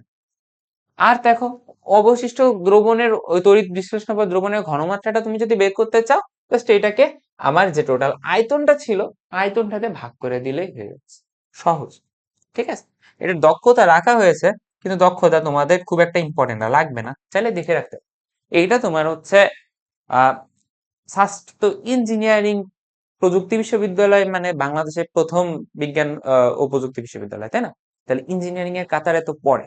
তাহলে এখান থেকে তোমার সিকের ওয়েটের প্যাটার্নে যে সকল জিনিস আছে আমরা ভার্সিটি বলে ওভারলুক করে যেতে পারি, এগুলো আমরা ওভারলুক করে যাবো না।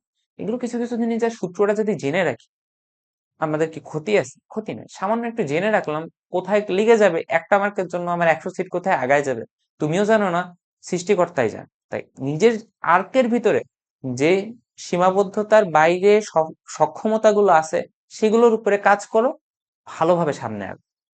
আচ্ছা, এই দেখো, তোমার হচ্ছে রাসায়নিক তুল্যাঙ্ক Z1/Z2 ওইটাই দেওয়া হয়েছে, আর এখানে যোজ্যতা আর পারমাণবিক ভর, মানে প্রথম সূত্রের আলোকে ওইটাই আলোচনা। এবার একই সঙ্গে সূত্র দেখো, আমাদের এই অধ্যায়ে যেইখানেই তোমার যেই মানটাই চাক না কেন, ধরো ডাব্লুর মান চাইছে, বা আমি যেটা খাস বাংলায় বলতে চাই, তড়িৎ রসায়নের যে ম্যাথই আসুক, তোমার জাস্ট একটা ফর্মুলা, তুমি যদি একটা ফর্মুলার আত্মস্থ করো, তোমার তড়িৎ রসায়নের সব ম্যাথ হয়ে যাচ্ছে। সেইটা হচ্ছে তোমার ই কিউ সমান সমান এন ই এফ। এখন এই এন সমান সমান দেখো, ডাব্লু বাই এম লিখতে পারো, ভি বাই 22.4 লিখতে পারো, ভি বাই তুমি কি লিখতে পারো, বা 24.8, ভি বাই 22.4 এসে এসটিপিতে, আর ভি বাই 24.8 এটা হচ্ছে তোমার এসএটিপিতে। আর অনুপরমাণুর যদি হিসাব আসে, তাহলে এখানে এই এন এর জায়গা এক্স বাই এন এটা লিখতে হবে। আচ্ছা, ঠিক আছে, আরেকটা জিনিস কি লিখতে পারো, কোনটা বলো তো, পিভি সমান সমান এন আর টি। তাহলে পিভি বাই হচ্ছে আরটি সমান সমান এন। তাই তুমি দেখো এইটা সমান সমান আবার কি লিখতে পারো, এটা সমান সমান আবার লিখতে পারো হচ্ছে পিভি বাই আরটি, তাই না? আচ্ছা, ঠিক আছে। এইবার আমরা পরেরটায় যাই। দেখো আমাদের ইএমএফ, ইলেকট্রোম্যাগনেটিক ফোর্স, এইটার মান নির্ণয় করা আসে, তাই না? তাহলে এইটার মান যদি আমি কখনো বের করতে যাই তাহলে দেখো উম, আচ্ছা, এইটা যে রিয়েল, আমরা এখানে যেটা লিখছি সেটা হচ্ছে শর্টকাট ম্যাথড, ঠিক আছে? আজকের পরে দেখবা তুমি শর্টকাটে ঠাস ঠুস করে করতে পারতেছ, কিন্তু আমরা একটু রিয়েল মেথডটা এক কোণায় একটু লিখে রাখি, রিয়েল মেথডটা আমাদের কিন্তু কাজে লাগে। যে ইএমএফ সমান সমান অ্যানোডে, অ্যানোডে মানে এখানে তোমার হচ্ছে জারণ হচ্ছে সেটা, জারণ যোগ বিজারণ, মানে তোমার একটা মনে রাখলে চারটা কেসই হয়ে যায়। ইএমএফ এর মান তুমি যখন বের করবা, তোমার তোমার তখন অ্যানোডে যেটা জারণ হচ্ছে সেই জারণ বিভব যোগ বিজারণ বিভব, এটা করলে হয়ে যায়, ঠিক আছে? আচ্ছা, এইবার দেখো আমরা কোশ্চেন যখন সলভ করব তখন হচ্ছে এইটা শর্টকাট, এই শর্টকাটটা তোমার 95% ক্ষেত্রেই লেগে যাবে পরীক্ষায়, টাইম সেভার হিসেবে ভালো কাজ করবে। এইটা আমরা যখন আমরা সলভ করব তখন এটা নিয়ে কথা বলি। দেখো ই সেলের মান এখান থেকে ইএমএফ বা ই সেলের মান তোমার যদি পজিটিভে আসে তাহলে কি সেটা স্বতঃস্ফূর্ত বিক্রিয়া হয়। তাহলে স্বতঃস্ফূর্ত বিক্রিয়া হইলে কি পাত্রে রাখা যায় না। ই সেলের মান যদি নেগেটিভ হয়, স্বতঃস্ফূর্ত হয় না, তার মানে পাত্রে রাখা যায়। আর হচ্ছে কি আছে, ই সেলের মান যদি জিরো হয় তাহলে কি সেটা ডেড সেল, মানে ওটাই কোনো কাজ নেই, ঠিক আছে? আচ্ছা, এতটুকু তোমার এখান থেকে মনে রাখলে হইতেছে। এবার একটা জিনিস দেখো, তুমি তোমার পরীক্ষায় এই ধরনের এমসিকিউ আসতে পারে যে পাত্রে রাখা যাবে কি যাবে, এটা আজকে আমরা খুব সহজেই করে ফেলবো। পাত্রে রাখা যাবে কি যাবে না এই ডিসিশনটা আমরা কিভাবে নিব, দেখো সহজ কথা, ভালোভাবে আমার দিকে খেয়াল করো। তুমি এই ধরো পাত্র, এটা ধরো আমার হচ্ছে পাত্র, হ্যাঁ, এখন এই পাত্রের উপরে তুমি হচ্ছে এই পেনটা, এটা হচ্ছে আমার জিনিস বা দ্রব্য, সে বা যেইটাই হোক, এই পাত্রের উপরে ধরো এটা একটা আপেল, হ্যাঁ, বা এই পেন, এই পেনটা আমি এই যে পাত্রে রাখবো, তাহলে কি হইতে হচ্ছে বলতো, পাত্র নিচে থাকা লাগতেছে, পেন উপরে থাকা লাগতেছে না। আমার যদি কখনো পাত্র নিচে উপরে থাকে আর পেন থাকে, আমি কি পাত্রে রাখতে পারবো? কমন সেন্স, রাখতে পারবো না। তার মানে দেখো তোমার এখানে অবশ্যই প্রশ্নে বলে দিবে যে পাত্রে যখন রাখতে হচ্ছে কোনটাকে পাত্র ধরতেছো আর কি রাখতেছো। তুমি যেইটা পাত্রে রাখবা, যে ধাতু সক্রিয়তা সিরিজটা ছিল পাত্রকে অবশ্যই নিচে হইতে হবে।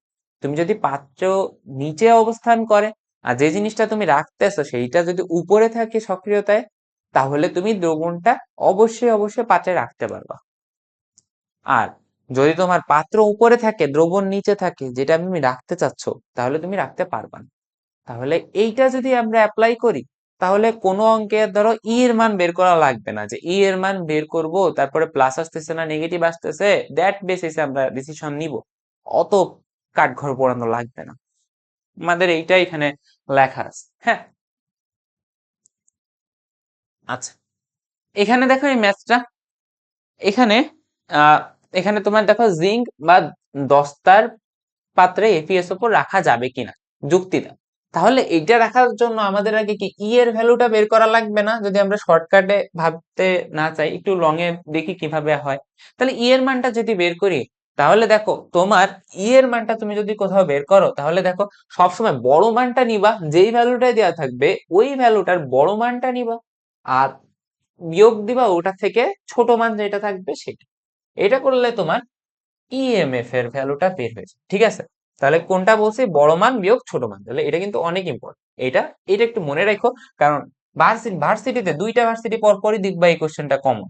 আচ্ছা, এইবার এখানে দেখো বড় মান 0.76 আর 0.44, 0.76 আর 0.44 এর ভিতরে বড় মান কোনটা? 0. অবশ্যই 76, 0.76 বিয়োগ ছোট মান কত? 0.44, তাহলে এটা করলে কত আসে? 0.32। তাহলে এইবার এটা কোনটা পজিটিভ, তাহলে পজিটিভ যদি আসে তাহলে কি আমার এটা পাত্রে রাখা যায়? পাত্রে রাখা যায় না। এইবার আমরা ই এর মান বের না করেই চিন্তা ভাবনা করি। দেখো তো এখানে যেটা আছে এফ ই দস্তার পাত্র, তাই না? তাহলে দস্তার পাত্র মানে জিঙ্ক, তাহলে জিঙ্কের হচ্ছে আমার পাত্র। জিঙ্কের পাত্রে তুমি কি রাখতে চাচ্ছ? FeSO4, FeSO4 রাখতে চাচ্ছ। তুমি যদি একটু খেয়াল করো যে ধাতু সক্রিয়তার যে সিরিজটা আছে ওই সিরিজে Fe রাখতে চাচ্ছ, তার মানে কি Fe আছে উপরে, আর পাত্র কোনটা? দস্তার, তার মানে জিঙ্ক। তাহলে জিঙ্কের, তাহলে দেখো তুমি যেইটা তুমি হচ্ছে রাখতে চাইতেছো, আচ্ছা একটু দাঁড়াও, এখানে কোনটা রাখতে চাচ্ছ? এক মিনিট। জিঙ্ক কে তুমি হচ্ছে জিঙ্কের যে পাত্র সেটাই তুমি হচ্ছে Fe রাখবা। এখন তুমি যে যে ধাতু সক্রিয়টা আছে ওখানে একটুখানি খেয়াল করো, জিঙ্ক আছে উপরে আর Feটা আছে নিচে। তাহলে আমি শুরুতেই কি বলছি? পাত্রকে নিচে থাকতে হবে, কিন্তু জিঙ্ক তো এর উপরে আছে। জিঙ্ক যদি এর উপরে থাকে তাহলে কি তুমি এখানে যে Fe যেটা নাড়াচ্ছে আমি হাতে, এটা Fe, তুমি Feটাকে তুমি কি রাখতে পারবা? পারবা না। কিন্তু তোমার Fe নিচে যারা আছে তারা যদি থাকতো তাহলে তুমি রাখতে পারতা।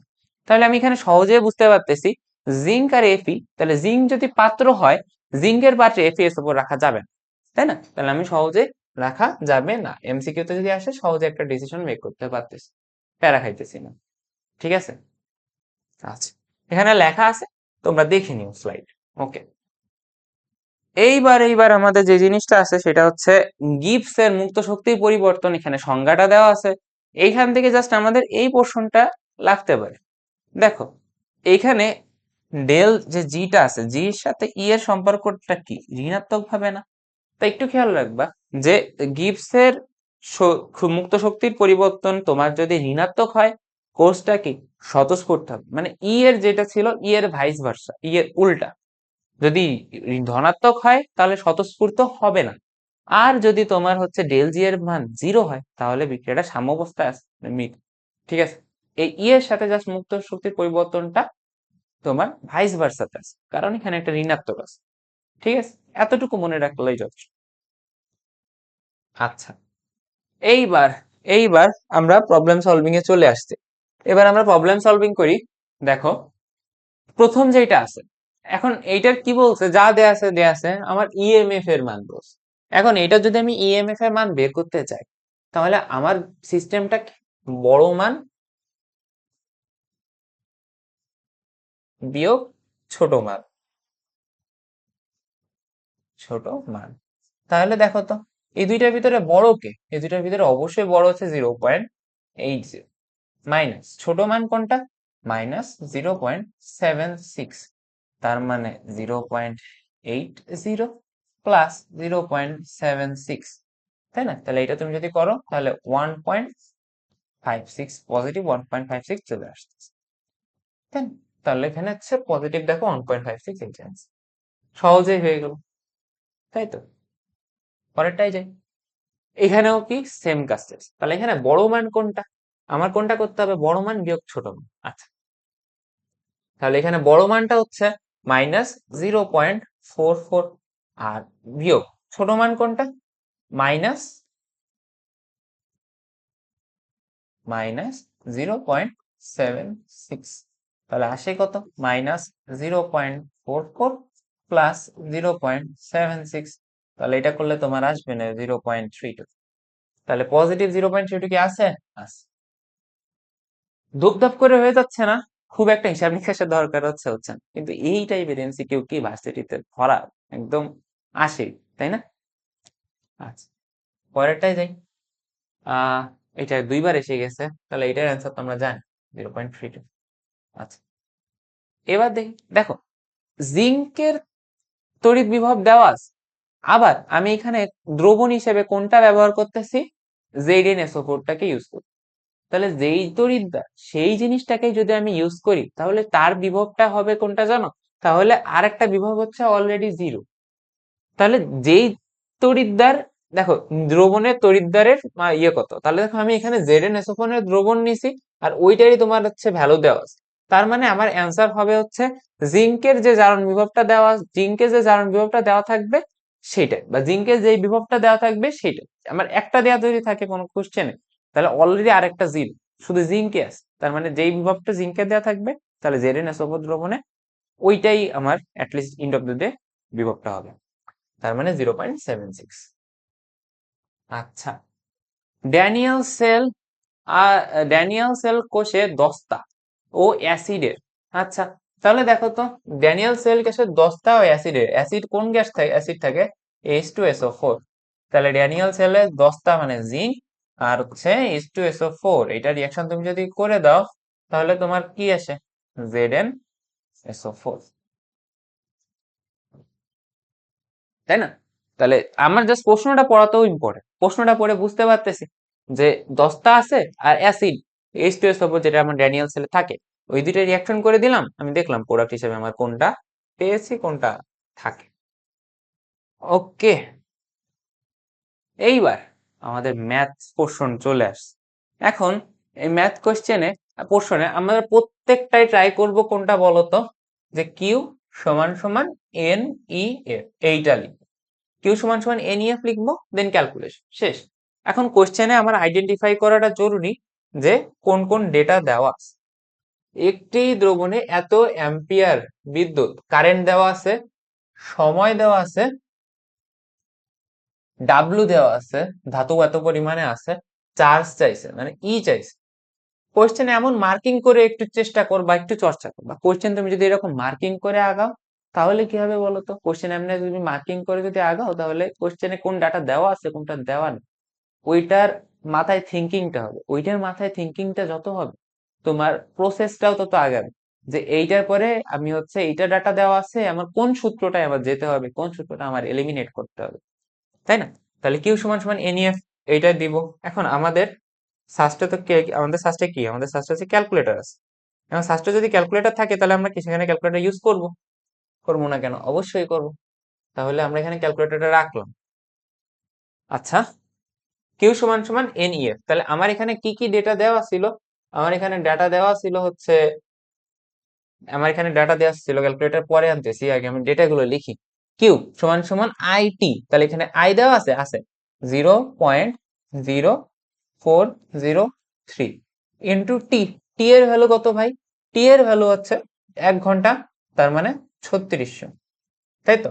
এইটা সমান সমান, এইটা সমান সমান, এই সাইডে লিখলাম এই সমান সমানের পার্ট, সমান সমান এন ই এর। আমি এখন এন এর ভ্যালু কোনটা নিব, ডাব্লু বাই এম, কারণ কি আমার এখানে ডাব্লু তে দেওয়া আছে, তাহলে ডাব্লুর ভ্যালু কত এখানে 0.026, বাই এম এর ভ্যালু কত 52, ইন্টু ই, ই এর ভ্যালুটাই আমার এখানে চাইছে, আর এইটার ভ্যালু এফ মানে কত 96,500। এখন আমি পুরো ক্যালকুলেশনটা যদি করি, এখান থেকে যদি ই এর ভ্যালুটা বের করি তাহলেই তোমার ম্যাথ হয়ে যাইতেছে, তাই না?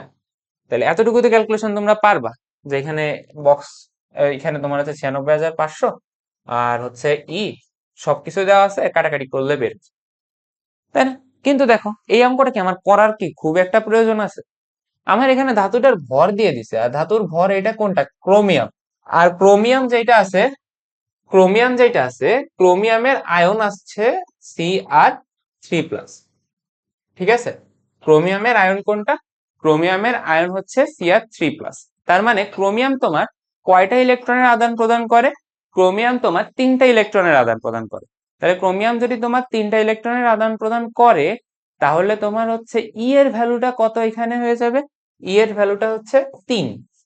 আমি এখানে দেখো ম্যাথ করলাম না, আমরা জাস্ট এখানে তুল্য, এখান থেকে ই এর ভ্যালুটাই বের করতে বলছে, আমরা জাস্ট দেখলাম এখানে ভর সংখ্যা কত দেওয়া আছে, আর দ্যাট বেসিস আমরা বুঝতে পারলাম জিনিসটা ক্রোমিয়াম।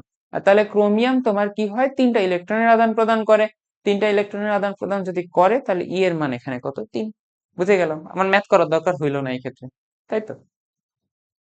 একটু মাথা লাগায় কাজ করো।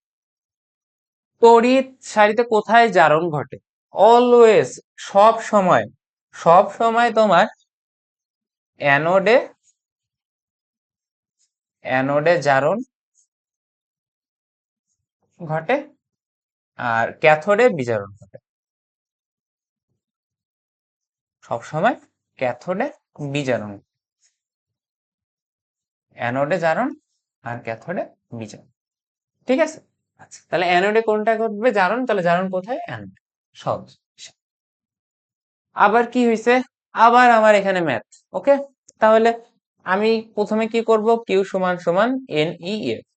তাহলে কিউ সমান সমান কি? আইটি। আই দেওয়া আছে, টি দেওয়া আছে, আছে। তাহলে আই হচ্ছে 2 অ্যাম্পিয়ার, টি এর ভ্যালু কত? 5 ইন্টু 3600, তাই না? 1 ঘন্টা সমান সমান কত? 3600 সেকেন্ড। তাহলে 5 ঘন্টা সমান 5 ইন্টু 3600 সমান এন ই এফ চাইছে কি? দেখো কত গ্রাম কপার জমা থাকবে। তাহলে এন এর ভ্যালু কত? W by M. তাহলে কত গ্রাম কপার জমা থাকবে মানে কি? আমার এখান থেকে ডাব্লুর পরিমাণটা বের করতে হবে, তাই না? আর এম দেখো দেওয়া আছে 63.5 ইন্টু ই এর ভ্যালু দেওয়া আছে। কপারের ই কত? 2। কপারের ই কত? 2। কপার 2টা ইলেকট্রন আদান প্রদান করে। আর এটা কত? 96,500। তাহলে এখান থেকে জাস্ট আমি যদি ডাব্লু এর ভ্যালু বের করি তাহলেই তো আমার হয়ে যাচ্ছে, তাই না? আচ্ছা, তাহলে দেখো তো এখান থেকে ক্যালকুলেটরের মাধ্যমে আমরা তো তড়িৎ রসায়নে যখন ক্লাস করছি তোমরা দেখছো যে কিভাবে বের করতে হয়। আমরা একটা করে দিব, বাকিগুলো তোমরা ইনশাল্লাহ সলভ করে আগাইতে পারবা। দেখো তো আমার এখানে প্রথমে কি, আমার সিস্টেমটা কি ছিল? আমি ইকুয়েশনটা লিখ। তাহলে ইকুয়েশনটা যদি আমার লিখতে হয়, কিউ সমান সমান আইটি, প্রথমে কত আছে? 2 ইন্টু, তারপরে কত আছে? 5 ইন্টু 3600 সমান সমান, এখানে তোমার সমান সমান চিহ্নটা দিতে হবে। 1 মিনিট। এই যে আলফা দিয়ে সলভের উপরে চাপ দিলে, ক্যালকের উপর চাপ দিলে সমান সমান চিহ্নটা চলে আসবে। তার মানে এই পার্টটুকু আমার লেখা শেষ। ইকুয়াল টু, দেখো তো উপরে কি যেই জিনিস সেটা আমরা জানি না, সেটা আমরা বের করব। তার মানে এখানে একটা চলক ধরে নিলাম, এক্স বাই ডাব্লুর ভ্যালু তো দেওয়া আছে, এম এর ভ্যালু তো দেওয়া আছে 63.5 ইন্টু তোমার হচ্ছে ই এর ভ্যালু দেওয়া আছে 2 ইন্টু এফ 96,500 বসাইলাম। বসানোর পরে কি? শিফট ক্যালক ইকুয়াল 11.84, 11.84 হয়ে গেল। দেখো তুমি যদি সাস্টে ভর্তি পরীক্ষা দিতে আসো বা যেখানে ক্যালকুলেটর এলাও আছে সেখানে পরীক্ষা দাও, অনেক সময় দেখো যারা একটু বেশি প্র্যাকটিস করবা তাদের এই ইকুয়েশনটা লেখারও দরকার প্রয়োজন হবে না। তারা জাস্ট কি করবে? তারা জাস্ট এই যে 2 ইন্টু 36, 5 ইন্টু কিউ সমান সমান আইটি, তাহলে 2 ইন্টু 5 ইন্টু 3600 সমান সমান, এবার কি করবে? এন এর মান আমার কিভাবে দেওয়া আছে? ডাব্লু বাই এম এ, না ভি বাই 22.4 এ, নাকি এন বাই এন এ, কোনটাতে দেওয়া আছে ওইটা ভাববে। তাহলে কিসে দেওয়া আছে আমার এখানে? এন এর মান ডাব্লু বাই এম এ। তাহলে এখানে আমি W by M A M দিব into into 96,500, shift calc solve, done. আমার লেখাও লাগতেছে না, কলমও ছোঁয়ানো লাগতেছে, তাই না? আচ্ছা, পরেরটা আসি। এবারও কি চেয়েছে এখানে? দেখো তো এই ধাতুর চার্জ, আর ওটা আবার চলে আসছে 3। আচ্ছা, নিচের কোন নোটেশনটা ঠিক আছে? আমার যেটা জারণ হবে সেটা ডান পাশে থাকবে, যেটা বিজারণ হবে সেটা বাম পাশে। এখন আমরা জানি জিঙ্কের জারণ হয়, তাহলে জিঙ্কের যদি জারণ হয় তাহলে Zn স্ল্যাশ Zn 2+ হবে। আর কপারের যদি বিজারণ হয় Cu 2+ স্ল্যাশ Cu, এরকম হবে। তাহলে দেখি তো Zn এই পাশে এই পাশে এই পাশে এই পাশে, একমাত্র এই অপশনটাই খেয়াল করো, Zn এই পাশে কপারের এই পাশে। তার মানে জিঙ্কের জারণ হচ্ছে, কপারের বিজারণ হচ্ছে, এই নোটেশনটা ঠিক আছে আমাদের। ঠিক আছে, পরেরটা আসি। জিএসটি 23-24 আসছে। জিএসটি 23-24 আসছিল যেহেতু, তার মানে কি এটা উইদাউট ক্যালকুলেটর। তাহলে আমরা এটা ক্যালসি মানে ক্যালকুলেটরকে ছাড়া একটু ট্রাই করার চেষ্টা করি, যদি পারি কিনা দেখি তো। আচ্ছা, আমাদের সূত্রটা কি ছিল দেখো তো, এখান থেকেই শুরু করি। কিউ সমান সমান এন ই এফ। প্রশ্নে কি বলছে? কপার সালফেটে তড়িৎদ্বারের সাহায্যে 1 ঘন্টা যাবত এত অ্যাম্পিয়ার বিদ্যুৎ চালনা করছো, ক্যাথোডে কত অণু কপার? কতগুলো কপার, তার মানে তোমার কত অণু কপার সেটা চাইছে। মানে তোমার এখান থেকে জাস্ট এন এর ভ্যালুটা বের করবা। এন এর ভ্যালুটা বের করার পরে ওইটাকে তুমি যদি এন এ দিয়ে গুণ করে দাও তাহলে তোমার অ্যান্সার হয়ে যাবে। অ্যান্সার হয়ে যাবে। তাহলে দেখো তো কিউ সমান সমান এন ই এফ, তাহলে এন সমান সমান কিউ বাই ই এফ। তাহলে এই কিউ সমান সমান কি? আইটি। আইটি, আই এর ভ্যালু কত দেওয়া আছে? আই এর ভ্যালু দেওয়া আছে 1.2 1.25 ইন্টু তোমার ঘন্টা, তার মানে 3600, তাই না, বাই ই। এখন কপার সালফেটের ইর মান কত, 2, ইন্টু যে এফটা আছে, এফটাকে দেখো 1/96,500 লিখতে পারি। এখন তোমরা যখন ক্যালকুলেটর ছাড়া কোথাও বসবা সলভ করবা, তখন এই ভ্যালুটা একটু মনে রাখ। 1/96,500, এইটা মানে হচ্ছে 1.0232 ইন্টু 10⁻⁻5। তুমি যদি এমনও মনে রাখো যে 1 ইন্টু সামথিং আছে ইন্টু 10⁻⁻5, তাও তোমার কাছে। তাহলে এই যে ভ্যালুটা দেওয়া আছে, এই ভ্যালুটার বদলে আমি হচ্ছে 1.25 ইন্টু 3600/2 ইন্টু, আমি এখানে জাস্ট এটাই লিখে দিব, 1.032 ইন্টু 10⁻⁻5। এবার একটু ক্যালকুলেশন করার চেষ্টা করি। ক্যালকুলেশন করা তুমি যদি চেষ্টা করো, 2 দিয়ে এটাকে কাটলে কত হয়, 1800, তাই না। আর দেখো তো 1.25 যেটা আছে, 1.25 কে তুমি কিভাবে লিখতে পারো, 125 ইন্টু 10⁻⁻2। তার মানে কি হয়ে যাইতেছে বলো তো, তুমি এখানে জাস্ট 125 লিখতে পারতেছো, ইন্টু এই 1800 যে দুইটা শূন্য আছে আর এখানে 10⁻⁻2 আছে, ওই দুইটা কেটে যাচ্ছে, তার মানে শুধু থাকতেছে এখানে 18, ইন্টু 1 পয়েন্ট সামথিং আছে 10⁻⁻5। আচ্ছা, ভালো কথা। এইবার এই 18 আর এই 25, এই 18 আর 25, এইটাকে 1800 ইন্টু 2500 তুমি যদি গুণ করে দাও, তাহলে তোমার একটু গুণ করে দিয়ে আসা লাগবে। 125, 18, 5 8 40 শূন্য, হাতে 4, 8 দুগুণে 16, আর 4 20 শূন্য। আচ্ছা, 8টা আমি ইয়ে করতেছি, তাহলে দেখো তো কত আসে, 5 8 40 শূন্য, হাতে 4, 8 দুগুণে 16, 4 20, হাতে 2, আর 8 8 আর 2 কত, 20। নাকি আমার এভাবে গুণ করা লাগতো? 8টা 125 নিলে কত হয়, 8টা 100 নিলে যদি 800 হয়, আর 8টা এক্সট্রা 25 নিলে আরো 200, তার মানে তো কত, তোমার হচ্ছে নিচে আসতেছে কত, আমার নিচে আসতেছে 1018। তাহলে এখানে কত আসতেছে, 1000, তাই তো। আচ্ছা, এইবার শূন্য, আর এইটাকে 125, 125, তাহলে এটা যদি আমি করে দেই, 0 5 2 1, সাপোজ হচ্ছে তোমার এখানে আসতেছে কত, আমার 1250। তাহলে এখানে যেটা আসতেছে 1250 কি আসছে আমার এখান থেকে, হ্যাঁ ওরকমই। তাহলে দেখো 1250 ইন্টু 1 ইন্টু 10⁻⁻5। তাহলে রাখো এখানে তুমি, এখানে জাস্ট আমি একটা কাজ করি, 1 পয়েন্ট এখান থেকে একটু কমাই দিই, 250 ইন্টু 10⁻। এখন আমি কি করছি বলতো, একে এই যে 1250 যেটা ছিল, 1250কে আমি 100 দিয়ে ভাগ করছি, মানে এখানে 1.25 ইন্টু 10⁻, কয় ঘর আমার পিছনে গেছে, 1 2 3, 3 ঘর, তার মানে 3। তাহলে এখানে 3 লিখে দিতে পারি, তার মানে এখানে 10⁻⁻5। এখানে হিসাব করলে কত আসে, 1.25 ইন্টু 10⁻⁻5 আর +3, তার মানে কত, -2, তাই তো। আচ্ছা, এখন আমার কাজটা কি হবে, এইটার সাথে এন এ গুণ করে দিব। এন এর মান কত, 6.023 ইন্টু 10⁻23। আচ্ছা, একটু পাওয়ারে পাওয়ারে একটুখানি খেয়াল করি তো, একটু পাওয়ারে পাওয়ারে খেয়াল করি তো। এখানে পাওয়ারে পাওয়ারে তুমি যদি একটু খেয়াল করো, এখানে কত আছে, এখানে আছে হচ্ছে 23, আর এখানে কত আছে, 2। তাহলে আমার পাওয়ার কত চলে আসতেছে, 23 আর -2, তার মানে এখানে পাওয়ার 21 আসতেছে। আর এখানে দেখো তো 6, আমি শুধু ধরতেছি 6, 6 ইন্টু 1.25, 6 ইন্টু 1.25, 6 অক্ষে তো 6 হচ্ছে, তাই না।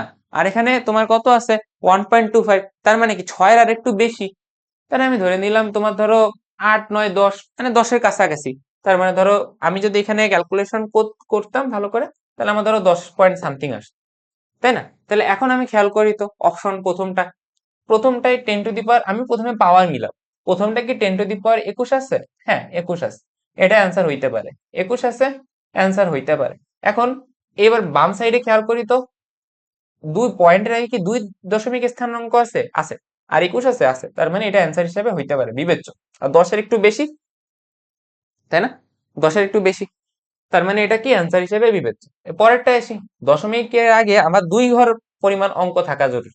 তো দশমিকের আগে কি আমার 2 ঘর পরিমাণ অঙ্ক আছে? না, কিন্তু 21 আছে, তার মানে এটা অ্যান্সার হিসেবে বিবেচ্য না। এইটা কি, দশমিকের আগে 2 ঘর পরিমাণ অঙ্ক আছে, কিন্তু এখানে উপরে কত আছে? 22। তাহলে কি, আমার তো দশমিকের পরে যদি 2 ঘর অঙ্ক রাখি, তাহলে আমার অ্যান্সার অবশ্যই 10-এর পাওয়ার তোমার 21 আকারে চলে যায়, তাই না? তাহলে 21, তাহলে এটাও অ্যান্সার হিসেবে বিবেচ্য না। এবার এখানেও খেয়াল করে দেখো, দশমিকের পরে কয় ঘর আছে? 1 ঘর। আর 10-এর পাওয়ার কত আছে? 20, তার মানে এটাও অ্যান্সার হিসেবে বিবেচ্য না। তার মানে আমার অ্যান্সার কোনটা হবে? দেখছো, একটু কাঠঘর পোড়ানো লাগলো, একটু হাতে কলমে সামনে আগায় অ্যাজাম্পশন করে করে আগানো লাগলো। এই জন্য এই কোশ্চেন গুলো দেয়। এই কোশ্চেন গুলো পারা লাগবে এমন কিন্তু না, তুমি পারতেও পারো, নাও পারো। কিন্তু এইটা বাদে যে আরো ধরো তোমার 24টা কোশ্চেন আছে না, ওইগুলোতে ফোকাস দাও। এটা লাস্টে এসে দেবে। এটা করতে যদি তোমার 3 মিনিট টাইম লাগে, তোমার বাকি 24টা কোশ্চেন তুমি 7-8 মিনিটে দাগায় ফেলো। আর এতে 3 মিনিট টাইম দাও তখন। কিন্তু তুমি যদি পরীক্ষার শুরুতে এতে 3 মিনিট নিয়ে বসে থাকো, তাহলে তো হবে না। এটা আমি কথা বললাম ক্যালকুলেটর ছাড়া যে ভার্সিটি গুলো আছে, এগুলোতে যদি এইভাবে আসে, একটু এই মানটা ভ্যালুটা মনে রেখে, এই যে 1/96,500, এটার ভ্যালুটা কত আসে ক্যালকুলেটরে দিয়ে দেখবা একটু বাসায়। এই ভ্যালুটা একটু মনে রেখে আগাবা, দেখবা সহজ হয়ে যাবে। আর যদি ক্যালকুলেটর থাকে তাহলে তো কথাই নেই। আচ্ছা, ক্যালকুলেটর থাকলে তো এটা তোমরা পার, জাস্ট এন এর ভ্যালুটা বের করবা, এখান থেকে এন এর ভ্যালুটা বের করে দেন অ্যাভোগাড্রো নাম্বারটা গুণ করে দিলে আমার কারেক্ট অ্যান্সারটা একদম চলে আসে। আচ্ছা, এইবার কি আছে? এইবার আছে তোমার হচ্ছে Fe2+ দ্রবণ 56 গ্রাম লোহাকে তড়িৎ দ্বারে জমা করাতে 2 ফ্যারাডে পরিমাণ তড়িৎ লাগে। কত পরিমাণ তড়িৎ লাগতেছে? 2 ফ্যারাড। এখন Fe3+ দ্রবণ হইতে একই পরিমাণ লোহাকে তুমি যদি তড়িৎ দ্বারে জমা করাইতে চাও, তাহলে তোমার কতটুকু লাগবে? Fe2+ এ মানে দুইটা ইলেকট্রনে তোমার হচ্ছে 2 ফ্যারাডে খরচ হচ্ছে। তার মানে তুমি যদি এখন 3+ এ যাও, তাহলে তিনটা ইলেকট্রনে তোমার হচ্ছে 3 ফ্যারাডে পরিমাণে তোমার তড়িৎ লাগবে। তাহলে অ্যান্সার কত? 3। ওকে, এইবার দেখো, কপার 2 এটার ভিতরে প্রবাহিত করলে কি পরিমাণ? আচ্ছা, আমাদের এই ধরনের অঙ্ক আসলে আমরা কি লিখবো? কিউ সমান সমান NEF। এবার কিউ সমান সমান কি বলতো? I into T. আই এর ভ্যালু কত? 10 অ্যাম্পিয়ার। টি এর ভ্যালু কত আছে? অর্ধঘন। অর্ধঘন্টা মানে কি বলতো? 3600 রথ থেকে, মানে 1800। সমান সমান NEF। এন এর ভ্যালুটা কত এখানে? এন এর ভ্যালুটা এখানে তোমার কপার বলছে মানে হচ্ছে 63.5। আর কত পরিমাণ, এখানে পরিমাণ চাইছে, তার মানে ডাব্লু চাইছে। ইন্টু ই, কপারের ই হচ্ছে 2 আর হচ্ছে 96,500। এবার ক্যালকুলেটারে তুমি যদি একটু মেরে দাও, ক্যালকুলেটার হালকা করে ক্যালকুলেটার মেরে দিলে তোমার ডাব্লুর ভ্যালুটা চলে আসছে, তাই না? আচ্ছা, এইবার দেখো, এইখানে যে কোশ্চেনটা আছে, এই কোশ্চেনটা তোমার হচ্ছে আহ ফ্যারাডের সেকেন্ড ল। ফ্যারাডের সেকেন্ড ল ফ্যারাডের সেকেন্ড লকে কাজ করে মাথায় নিয়ে এই সূত্রটা তোমার হচ্ছে, মানে এই অঙ্কটা দেওয়া হচ্ছে। হ্যাঁ, দেখো এখানে কি বলছে? সোডিয়ামের তোমার ভর দেওয়া আছে, আর equal amount of electricity is passed. এবার বলছে what amount of calcium will be deposited. এখানে তোমার দুইটার এম দেওয়া আছে, আর এখানে ক্যালসিয়ামের ডাব্লু দেওয়া আছে, তোমার সোডিয়ামের ডাব্লু চাইছে। তাহলে দেখো, আমার যখন সবকিছুই ভর নিয়ে, কোনো এখানে তড়িৎ বিশ্লেষণের কেস নাই, তাহলে সেটা কি? ফ্যারাডের প্রথম সূত্রে আমরা ইলেকট্রনের আদান প্রদানের ফলে তড়িৎ বিশ্লেষণের সেই ধারণাটা পাচ্ছিলাম। বাট এখানে কি তোমার কোনো রকম কাহিনী আছে? না, শুধু ভরের সাথে ভর। তার মানে আমার প্রথম সূত্রটা ডাব্লু ইজ প্রপোর্শনাল টু ই। তাহলে ডাব্লু ইজ প্রপোর্শনাল টু ই, যেখানে ই সমান তুল্যাঙ্ক, রাসায়নিক তুল্যাঙ্ক মানে ওই বস্তুর ভর বা তুল্যক। এখন এখানে সুন্দর মতো করে লিখতে পারবে তুমি ডাব্লু বাই তোমার কোনটা দেওয়া আছে? Sodium by W of calcium সমান সমান E, of sodium by E of calcium, তাই না? এখন একটু যদি আমি ভেঙে লিখি, এই ই অফ সোডিয়ামকে এম অফ সোডিয়াম লিখতে পারবো, আর এটাকে কি ই অফ সোডিয়াম লিখতে পারবো, ইনটু, দেখো তো 1 বাই ক্যালসিয়াম যদি হয় তাহলে উল্টে যাচ্ছে না, যে ই অফ ক্যালসিয়ামটা উপরে চলে যাবে আর এম অফ ক্যালসিয়ামটা নিচে চলে আসবে। এবার এটাকে আমি একটু ক্যালকুলেশন করি। W of sodium, W of sodium কি তুমি জানো? ডাব্লু অফ সোডিয়াম দেখো তো, হ্যাঁ, সোডিয়ামের ভর কত দেওয়া আছে 23 বাই ক্যালসিয়ামের ভর দেওয়া আছে 40 সমান সমান, আচ্ছা এটা ডাব্লু অফ সোডিয়াম, এটা না, তোমার হচ্ছে ডাব্লু মানে পরিমাণ, এখানে ক্যালসিয়ামের পরিমাণটা দেওয়া আছে 2.3, তাহলে ক্যালসিয়ামের পরিমাণটা 2.3। তুমি কোনটা জানো না? ডাব্লু অফ এন এ, এটা তুমি জানো না। এম অফ সোডিয়াম সেটা দেওয়া আছে, এম অফ সোডিয়াম হচ্ছে 23, আর সোডিয়ামের তুল্য সংখ্যা কত 1, ইন্টু ক্যালসিয়ামের তুল্য সংখ্যা কত 2, ক্যালসিয়ামের ভর কত 40। দেন ভালো করে দেখো, ঠিক আছে। আচ্ছা, আমাদের কি কোথাও একটু সামান্য ভুল গেছে? ই অফ সোডিয়াম বাই, আচ্ছা এইটা অনুপাতটা আমরা আরেকবার একটুখানি নিই তো, W is proportional to M, ঠিক আছে। আচ্ছা, তাহলে এখন শুরুতেই ডাব্লু, ডাব্লু অফ কোনটা নিছি আমরা? Sodium by W of calcium সমান সমান E of sodium by E of calcium, ঠিক আছে। তাহলে এখানে কি থাকতেছে? ই অফ সোডিয়াম, তাহলে ই অফ সোডিয়াম তুমি যখন নিচ্ছ তার মানে কি লিখতে পারো? M of sodium by E of, মানে তুল্য সংখ্যা অফ সোডিয়াম, ইনটু ইনটু ক্যালসিয়ামটা নিচে আছে না, তার মানে ক্যালসিয়ামের তুল্য সংখ্যাটা তোমার উপরে চলে যাইতেছে, আর ক্যালসিয়ামের তোমার যেই তুল্য ভরটা, তোমার ক্যালসিয়ামের যে ভরটা আছে ওইটা কোথায় চলে যাবে? ওটা নিজেই থেকে যাবে, এম অফ ক্যালসিয়াম। ওকে, এইবার এইবার হচ্ছে ডাব্লু অফ এন এ, তাহলে দেখো তো রেসপেক্টিভলি তোমার হচ্ছে এই ভরটা দেওয়া আছে, এই ভরটা দেওয়া আছে, তাহলে এই ভর দুইটা আমি বসাই দিই, তাহলে এই ভর দুইটা কত কত আসতেছে? সোডিয়ামের ভর কত 23, তারপরে সোডিয়ামের তুল্য সংখ্যা কত 1, ক্যালসিয়ামের তুল্য সংখ্যা কত 2, ক্যালসিয়ামের ভর কত দেওয়া আছে 40, তাই তো।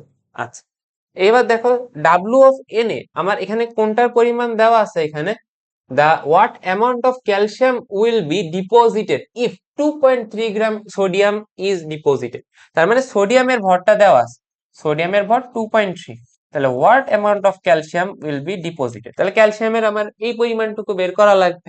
আচ্ছা, তাহলে দেখো তো জাস্ট এইখানে যে 2.3টা ডাব্লু অফ ক্যালসিয়াম সমান সমান কি হচ্ছে, সবকিছুই কি আমার উল্টে যাচ্ছে, তাহলে 40/2 ইন্টু 1/23 ইন্টু তোমার এখানে থাকতেছে হচ্ছে 2.3, ঠিক আছে। আমরা একই সাথে কি করছি, একটু স্মার্ট না হলে তো হবে না, এই জিনিসটাকে জাস্ট একটু ঘুরাই দিছি, তাহলে এই পাশেরটা যদি ঘুরাই দিই ডাব্লু অফ ক্যালসিয়াম বাই 2.3 থাকতেছে, আর এই জিনিসটা ঘুরাই দিলে তোমার 1/23 আর 2/40। এখন তুমি যদি এখানে জাস্ট কাটাকাটি করো, 2 দিয়ে এটাকে কাটো 20 হয়, এইটা দিয়ে তুমি যদি এটাকে কাটো 10 হয়, এটা দিয়ে তুমি যদি এটাকে কাটো 2, তাহলে তুমি ক্যালসিয়াম কতটুকু পরিমাণ থাকতেছে? 2 গ্রাম, ঠিক আছে। তাহলে এই কোশ্চেনটা থেকে আমাদের লার্নিংসটা কোথায়? লার্নিংসটা হচ্ছে ফ্যারাডেজ সেকেন্ড ল, যে কোনো বস্তুর অবশিষ্ট পরিমাণ তার তুল্য সংখ্যা বা তুল্য তড়িৎ পরিবাহিতার সমানুপাতিক। এখান থেকে আমি W by calcium by W by sodium by W by calcium করলাম, এখানে ই বাই ই অনুপাত করলাম। এবার আমরা জানি যে ই সমান সমান এম বাই ই। এখন এই এম এর ভ্যালুটা কত আছে? সোডিয়ামের এম এর মানে কত? এখানে এম এর মানে হচ্ছে তোমার সোডিয়ামের ভর, আর ই হচ্ছে সোডিয়ামের তুল্য সংখ্যা।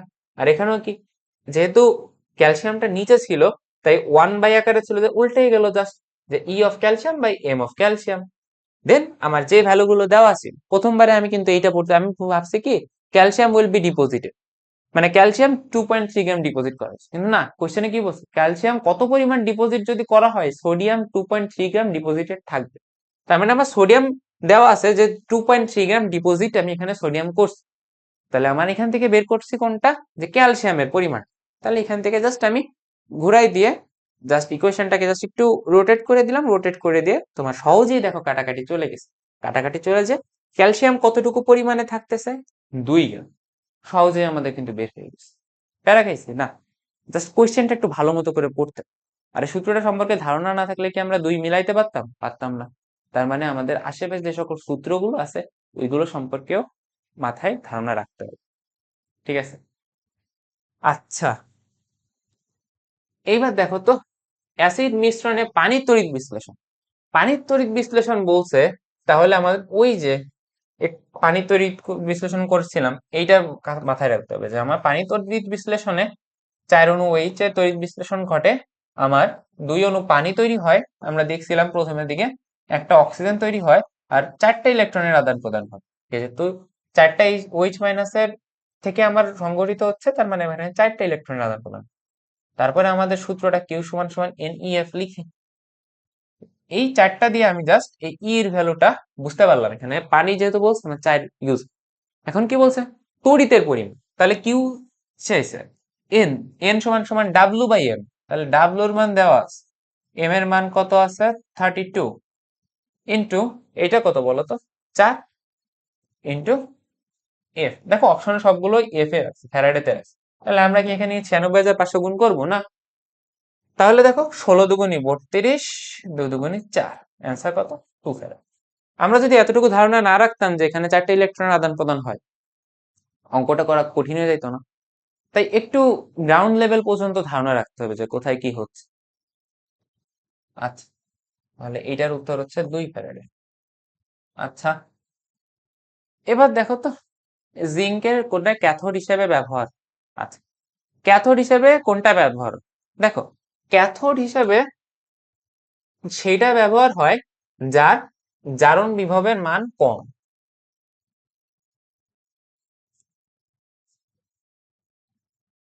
যার জারণ বিভবের মান কম, ঠিক আছে, সে হচ্ছে তোমার ক্যাথোড হিসেবে ব্যবহার করে। আবার তুমি একটু মাথায় রাখতে পারো যে এখানে যেহেতু জিঙ্ক দিছে, জিঙ্কের জারণ হচ্ছে, তাহলে আমার বিক্রিয়া যদি করতে হয় তাহলে যেটা নিচে আছে সেটার সাথে রিয়াকশন করাইতে হবে।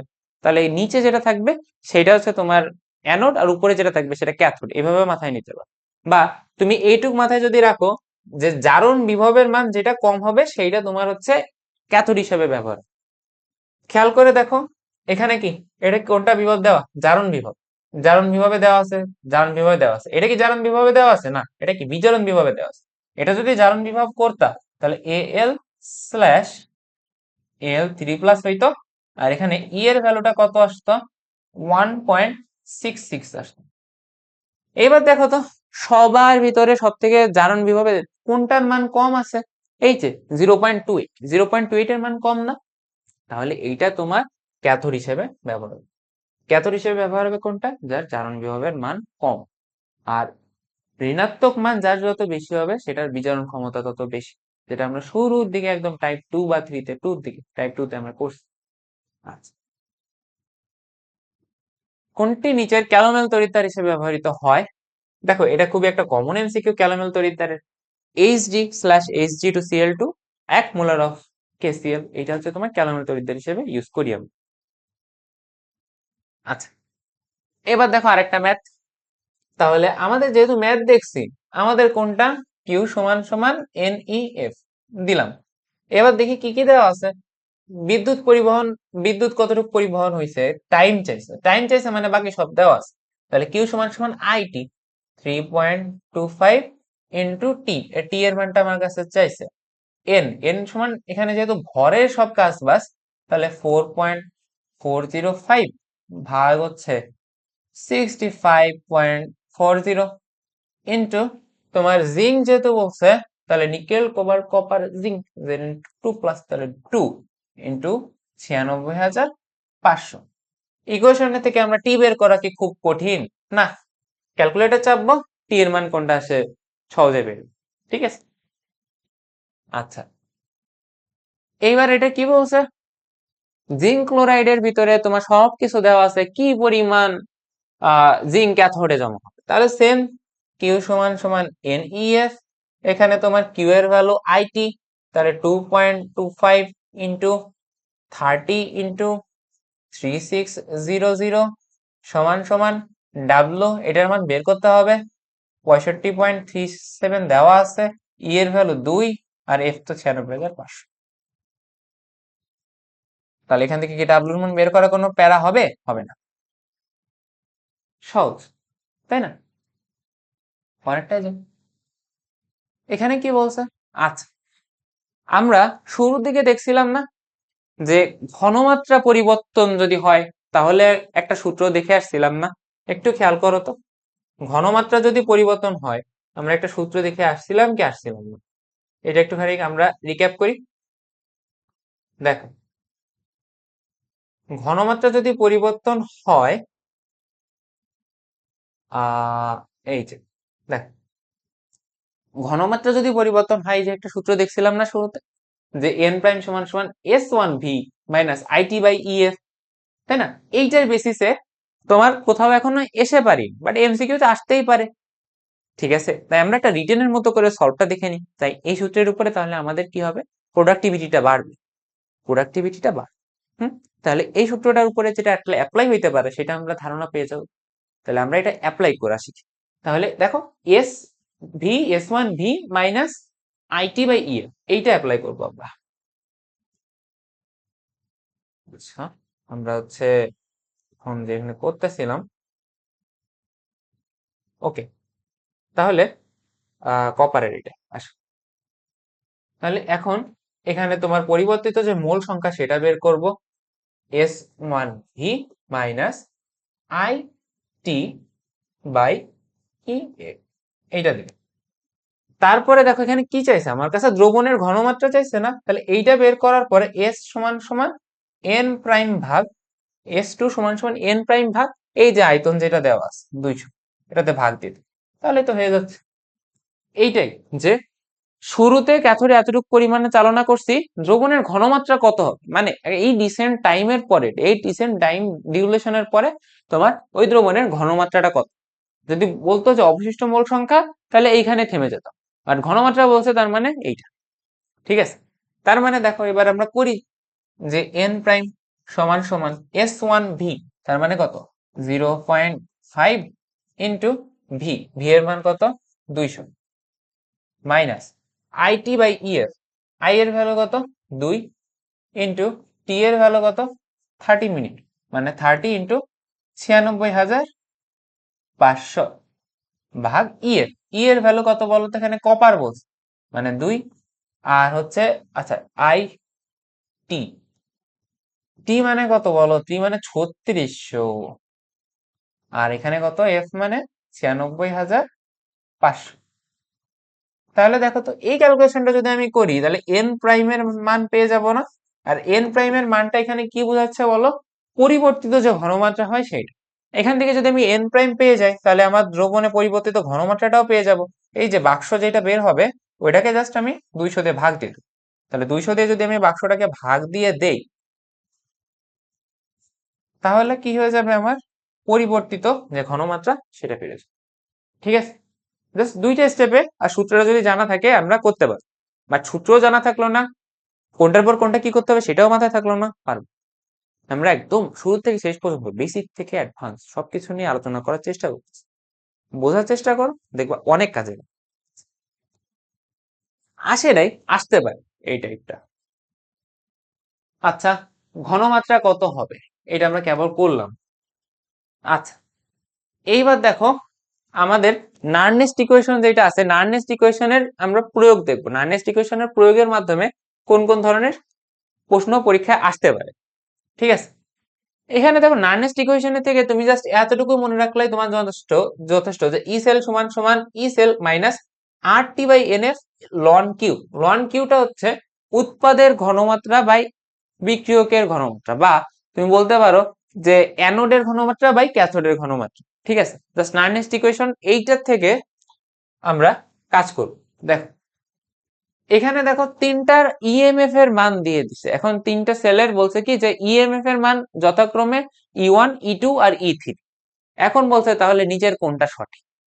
এখন তোমার যেহেতু ঘনমাত্রা দিয়ে দিছে, আমরা আগে যেসব কাজ করছি ওটা জাস্ট বিভব দেওয়া থাকতো না, আমার কি ই এর মান দেওয়া থাকতো কোথাও? থাকতো না। তাহলে এখন এখন তোমার ঘনমাত্রা দেওয়া আছে, তার মানে তোমার হচ্ছে ডাইরেক্ট কোনো কথা নেই, নার্নেস্ট ইকুয়েশন ই সমান সমান হচ্ছে E nought minus R T by হচ্ছে EF R T by EF into ln Q. আর লন কিউ মানে কি? লন কিউ মানে হচ্ছে তোমার উপরে অ্যানোড নিচে ক্যাথোড। এখন তোমার এই যে ই আছে, এই ই এর ক্রমটা তোমার বের করতে বলছে, যে এখানে যে তিনটা জিনিস আছে, এই তিনটা জিনিসের ভিতরে এই ই এর ক্রমটা কোন অর্ডারে কোনটা সঠিক আছে, আমরা হচ্ছে এইটা বের করবো। ঠিক আছে, তাহলে এইটা এখন কিভাবে বের করা যায় দেখো তো। আচ্ছা, এখান থেকে দেখো আমরা কোশ্চেনটা কিভাবে সলভ করতেছি একটু ভালোভাবে দেখো। এই জাস্ট সূত্রের উপর বেসিস করে কোনো ম্যাথ করা লাগতেছে না, সুন্দর মতো সলভ করা যাচ্ছে না, তাহলে মানে এটা ভার্সিটিতে আসতে পারে। দেখো তো, এখানে আমরা প্রত্যেকটার জন্য লন কিউ এর ভ্যালু বের করব। তাহলে লন কিউ তার মানে উপরে এলএন জারণ, তাহলে এখানে কপার আর জিঙ্ক আছে, তার মানে জিঙ্কের জারণ হয় আর কপারের বিজারণ হয়। যে উপরে থাকবে সক্রিয়তায় সে জারণ হয়, আর যে নিচে থাকবে তার বিজারণ।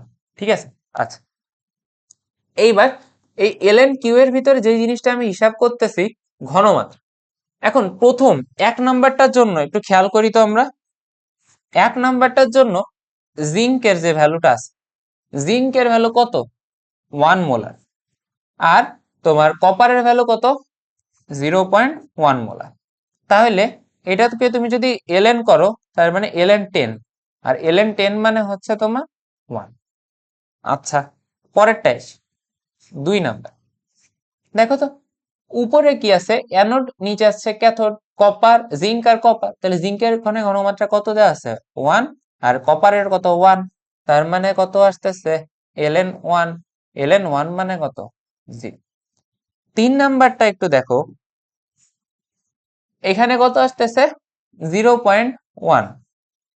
আর নিচে কত আসতেছে? 1। এবার দেখো তো, এলএন অফ 0.1। আচ্ছা, 0.1 মানে কত? 0.1 তার মানে কত? 1/10, তার মানে কত? 10 ইনভার্স 1 লিখতে পারি না? তার মানে দেখো 10 ইনভার্স 1, তার মানে এখানে লিখতে পারি যে -1 বা মাইনাসে কোন একটা মান। ঠিক আছে, এইবার আমি কি করছি, এখান থেকে সুন্দর মতো করে এই এলএন কিউ এর যে পার্টটুকু আছে এতটুকু বের করছি। এখন দেখো তো, প্রত্যেকটার জন্যই তো ই এর ভ্যালু সেম হবে, তাই না? জাস্ট ঘনমাত্রা আলাদা। তাহলে আমি ধরে নিলাম প্রত্যেকটা যা আছে প্রত্যেকটার বান্দার এইখানে যে ই এর ভ্যালু, ই নটের যে ভ্যালু, ই নটের ভ্যালু হচ্ছে ধরো ধরে নিলাম 4। এখন প্রথমটা আসো, ই সমান সমান 4, সূত্রে কি আছে? বিয়োগ। এখান আর টি বাই ইএফ তো সবার সেম। প্রথমটার জন্য কি আছে দেখো তো, প্রথমটার জন্য আছে হচ্ছে 1 কমবে, কারণ কি? বিয়োগ এই এলএন 10 এর মান 1, তার মানে 1 কমবে, তো 1 কমে তার মানে কত? 3। দ্বিতীয়টার জন্য তো দেখি, দ্বিতীয়টার জন্য কি আসতেছে? দ্বিতীয়টার জন্য তোমার হচ্ছে 4, ই এর মান কত? আমি ধরে নিচ্ছি সবার জন্য ই নট এর মান 4, minus R T by EF সবার জন্য সেম থাকবে, ওটা ক্যালকুলেশনে না আনি। বিয়োগ, এখানে যেহেতু বিয়োগ চিহ্নটা আছে, এলএন কিউ, এলএন কিউ এর ভ্যালু কত? 1/1, এলএন 1 এর ভ্যালু কত? 0, তার মানে কত? 4। আচ্ছা, লাস্টেরটা এটা 1 2। আর ই3 টা দেখি, ধরে নিছি আমি এটা 4, তাহলে এখানেও 4, মাইনাস 0.1/1, তার মানে কি? মাইনাস সামথিং, মানে -1 বা মাইনাস সামথিং, তার মানে কি? অবশ্যই 5 বা 5-এর বেশি হবে। তাহলে দেখো তো, সব থেকে বড় তিনটার ভিতরে কোনটা আসছে? সব থেকে বড় আসছে ই3, তারপরে কোনটা আসছে? ই2, তারপরে কোনটা আসছে? ই1। তাহলে দেখো, এইটা তুমি ঘনমাত্রা যেহেতু দেওয়া আছে, তুমি নার্নেস্ট ইকুয়েশন বাদ দিয়ে কখনো কি এটা সলভ করতে পারতা? পারতা না। আমি কি এখানে অঙ্ক করছি কোনো? অঙ্কও তো করিনি। কি করছি? সূত্রটা লিখে জাস্ট সিম্পলি ভাবে ঘনমাত্রাগুলো প্লট করছি, প্লট করে দেখতেছি যে এই ln কিউ পরিমাণ কমতেছে কোন পোর্শনে আমার কতটুকু কমতেছে। এখন এই কমা পরিমাণ টুকুরই আমি একটা হিসাব করতেছি, তাই না? এই হিসাব নিকাশের আধারে এই বেসিসেই তোমার ই এর ভ্যালুটা E1 E2 আর E3 বের করতেছি, এন্ড দেন দেখতেছি যে E1 বড় নাকি E2 বড় নাকি E3 বড়, তাই না? সহজ তো। আচ্ছা, একটু ভালো মতো করে এটা খেয়াল করলে বুঝতে পারবা তোমরা সহজে। ওকে, দেখো এটা আমাদের হচ্ছে একদম লাস্ট টপিক। লাস্ট টপিকটা হচ্ছে দেখো পিএইচ এর মান বের করে তোমার হচ্ছে রাজশাহী বিশ্ববিদ্যালয়ে একবার কোশ্চেন আসছে। এখন কোন স্যার যখন প্রশ্ন করে তখন অবশ্যই দেখে যে আশেপাশের প্রতিবেশী সব বিশ্ববিদ্যালয় আছে তারা কোন ধরনের কোশ্চেন করছে। এটা একদম পুরো আনকমন প্রশ্ন যে এই যে রাজশাহী বিশ্ববিদ্যালয়ে তোমার হচ্ছে এই পিএইচ দিয়ে একটা নানলিস্ট ইকুয়েশন থেকে পিএইচ বা ঘনমাত্রা নির্ণয়ের অঙ্ক দিছে। এই অঙ্কটাই তুমি জাস্ট এতটুকু পোর্শন যদি মনে রাখো তাইলেই হবে যে ইএইচ সমান সমান 0.059 পিএইচ। তোমার এমসিকিউ এর জন্য ই সমান সমান 0.059 অফ পিএইচ, এতটুকু মনে রাখলেই তোমার ম্যাথ। ঠিক আছে, পিএইচ এর থেকে জাস্ট ডেরিভেশনটা দেওয়া আছে, তোমাদের যদি কারো মনে হয় তাহলে ডেরিভেশনটা দেখো, কিন্তু আমার কাছে ডেরিভেশনটা ইম্পর্টেন্ট না। এই টাইপের থেকে ম্যাথটা আসবে, কেমন ধরনের ম্যাথ আসতে পারে এমসিকিউ তে ওইটা আমার কাছে এখন ইম্পর্টেন্ট। তাহলে দেখো তো এখানে তোমার কি দেওয়া আছে, পিএইচ দেওয়া আছে, তাহলে আর কি দেওয়া আছে, ডুবাইলে এর বিভব কত, তাহলে ই সমান সমান 0.059 ইন্টু তোমার পিএইচ এর ভ্যালু কত 3। তাহলে তুমি যদি এটা গুণ করে দাও, তুমি যদি এটা গুণ করে দাও হালকা করে, তাহলে দেখো তো 0.059 ইন্টু 3, তাহলে এটা করলে কত আসতেছে আমার 1.77। এখন দেখো যে 1.77 আসছে না অপশনে, এটা কি 1.77? আমার প্লাস মাইনাসটা খেয়াল করা লাগবে। পিএইচ এর ক্ষেত্রে তোমার প্লাস মাইনাস এত মাথা ঘামানো লাগবে না। দেখবা তুমি ওই যেটার বিভব দেওয়া আছে, বিভব চাইছে পিএইচ এর সাথে তুমি জাস্ট 0.059টা গুণ করে দিবা, গুণ করে দিলে দেখবা অপশনে যে কোনো একটার সাথে মিলে যাবে। প্লাস মাইনাসটা খেয়াল করা লাগবে না, ওটা নেগলেক্ট করে জাস্ট একটু খেয়াল করো যে 1.7, এটা কি 1.77 না, এইটা 1.77 আছে, এইটা না, এটা না, তার মানে আমার অ্যান্সার কোনটা হবে, এইটা। বুঝাতে পারছি? বুঝছো তো?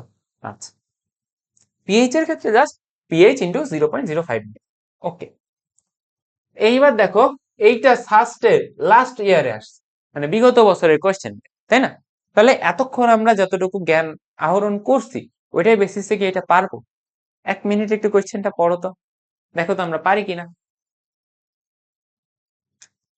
ম্যাগনেসিয়াম আর জিঙ্কের জারণ বিভব দেওয়া আছে, তোমরা একটু পজ করে রাখবা, তারপরে একটা অ্যান্সার মিলানোর চেষ্টা করবা। প্রমাণ বিজারণ বিভব ম্যাগনেসিয়ামে বের করতে বলছে। এখন ম্যাগনেসিয়াম আর জিঙ্কের ভিতরে পর্যায় সারণীর উপরে আছে ম্যাগনেসিয়াম, তাহলে ম্যাগনেসিয়ামে তোমার হচ্ছে অ্যানোডে আর জিঙ্ক যাবে হচ্ছে তোমার ক্যাথোডে। ঠিক আছে, এবার দেখো তো আমরা কি পড়ছিলাম যে ই এর মান, দেখো এখানে ই এর মান দেওয়া আছে যে ই সমান সমান জারণ বিয়োগ জারণ যোগ বিজারণ। এখন জারণ হচ্ছে কার, আমার এখানে ম্যাগনেসিয়ামের, আর জিঙ্কের বিজারণ, আর ই এর ভ্যালু কত দেওয়া আমার এখানে 1.61 সমান সমান জারণ। আচ্ছা, এখানে জারণ ভ্যালু কোনটা দেওয়া আছে, ম্যাগনেসিয়ামের জারণ ভ্যালু কি দেওয়া আছে আমার কাছে, নাই। তাহলে আমি এখানে mg/mg2+ লিখলাম। ঠিক আছে, এবার দেখো প্লাস বিজারণ বিভব, আমার জিঙ্কের কি দেওয়া আছে, হ্যাঁ জিঙ্কের বিজারণ বিভব দেওয়া আছে, কত আছে -0.76, তার মানে -0.76।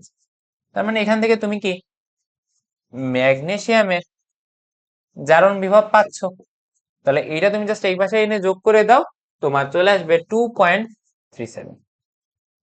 এখন তুমি 2.37 সুন্দর মতো করে অপশনে আছে দাগাই দিলা, কিন্তু প্রশ্নে কি চাইছে, ম্যাগনেসিয়ামের প্রমাণ বিজারণ বিভব চাইছে। প্রশ্ন করতে হবে, শাস্ত্রের কোশ্চেন সহজ করে, কোশ্চেনে হালকা একটু প্যাচ লাগাবে, হয় কে নয়, নয় কে হয়, ছয় কে নয়, এমনই করে দেবে। এখানে জাস্ট কি করছে, তুমি সুন্দর মতো করে ম্যাথটা শেষ পর্যন্ত নামাইলে জারণ বিভব আসতো, বাট এখানে সুন্দর মতো করে তোমার বাঁচতে চাইছে কি বিজন বিভাবে মানবে, তাহলে তুমি এখানে কি করতে হবে, জাস্ট এটাকে উল্টাই দিই। তাহলে এম জি এর পাশে যদি 2 প্লাস, আর এখানে যদি তোমার এম জি আসে, তাহলে এখানে কত আসে বলো তো, -2.37। ঠিক আছে, তাহলে দেখো এখানে অ্যান্সার কত হবে, তাহলে আমার -2.37। প্রশ্নটা ভালো করে পড়তে, ঠিক আছে।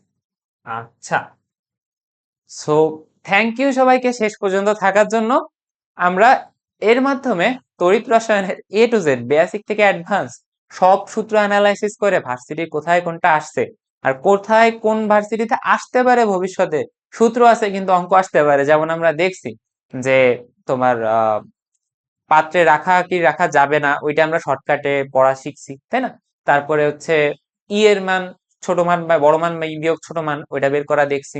দেন কি তোমার ফ্যারাডের দ্বিতীয় সূত্র থেকে ম্যাথ এখনো কোথাও এসে পারি নাই, বাট আমাদের ভার্সিটি এক্সামে আসতে পারে, হাতে কলমে সলভ করা যায়, আইওটিতে আসছিল, ওইটা আমরা সলভ করছি। আরো কি করছি, আরো নার্নেস্ট ইকুয়েশন ইউজ করেও, ম্যাথ না করেও জাস্ট আমরা সূত্রটাকে অ্যানালাইসিস করেও অ্যান্সার বের করতে পারতেছি, তাই না? ওই রকম একটা ম্যাথ দেখছি। তার মানে স্লাইডটা শুরু থেকে শেষ পর্যন্ত তুমি যদি কেউ দেখো, আবার মাঝখানে ঘনমাত্রারও তো একটা ম্যাথ করলাম, পরিবর্তিত ঘনমাত্রা। তার মানে তুমি যদি স্লাইডের শুরু থেকে শেষ পর্যন্ত ভালো মতো করে দেখো, তোমার কোনো কিছু বাদ থাকবে না, ইনশাল্লাহ তোমার সবকিছু একদম পড়া হয়ে যাবে। ঠিক আছে, তো আজকে এই পর্যন্ত। তড়িৎ রসায়নের যা শেষ প্রথম থেকে করিয়েছি একদম শেষ পর্যন্ত ভালো মতো করে প্র্যাকটিস করো, ইনশাল্লাহ তোমার কোনো ভার্সিটিতে বাদবে না। আসসালামু আলাইকুম সবাইকে।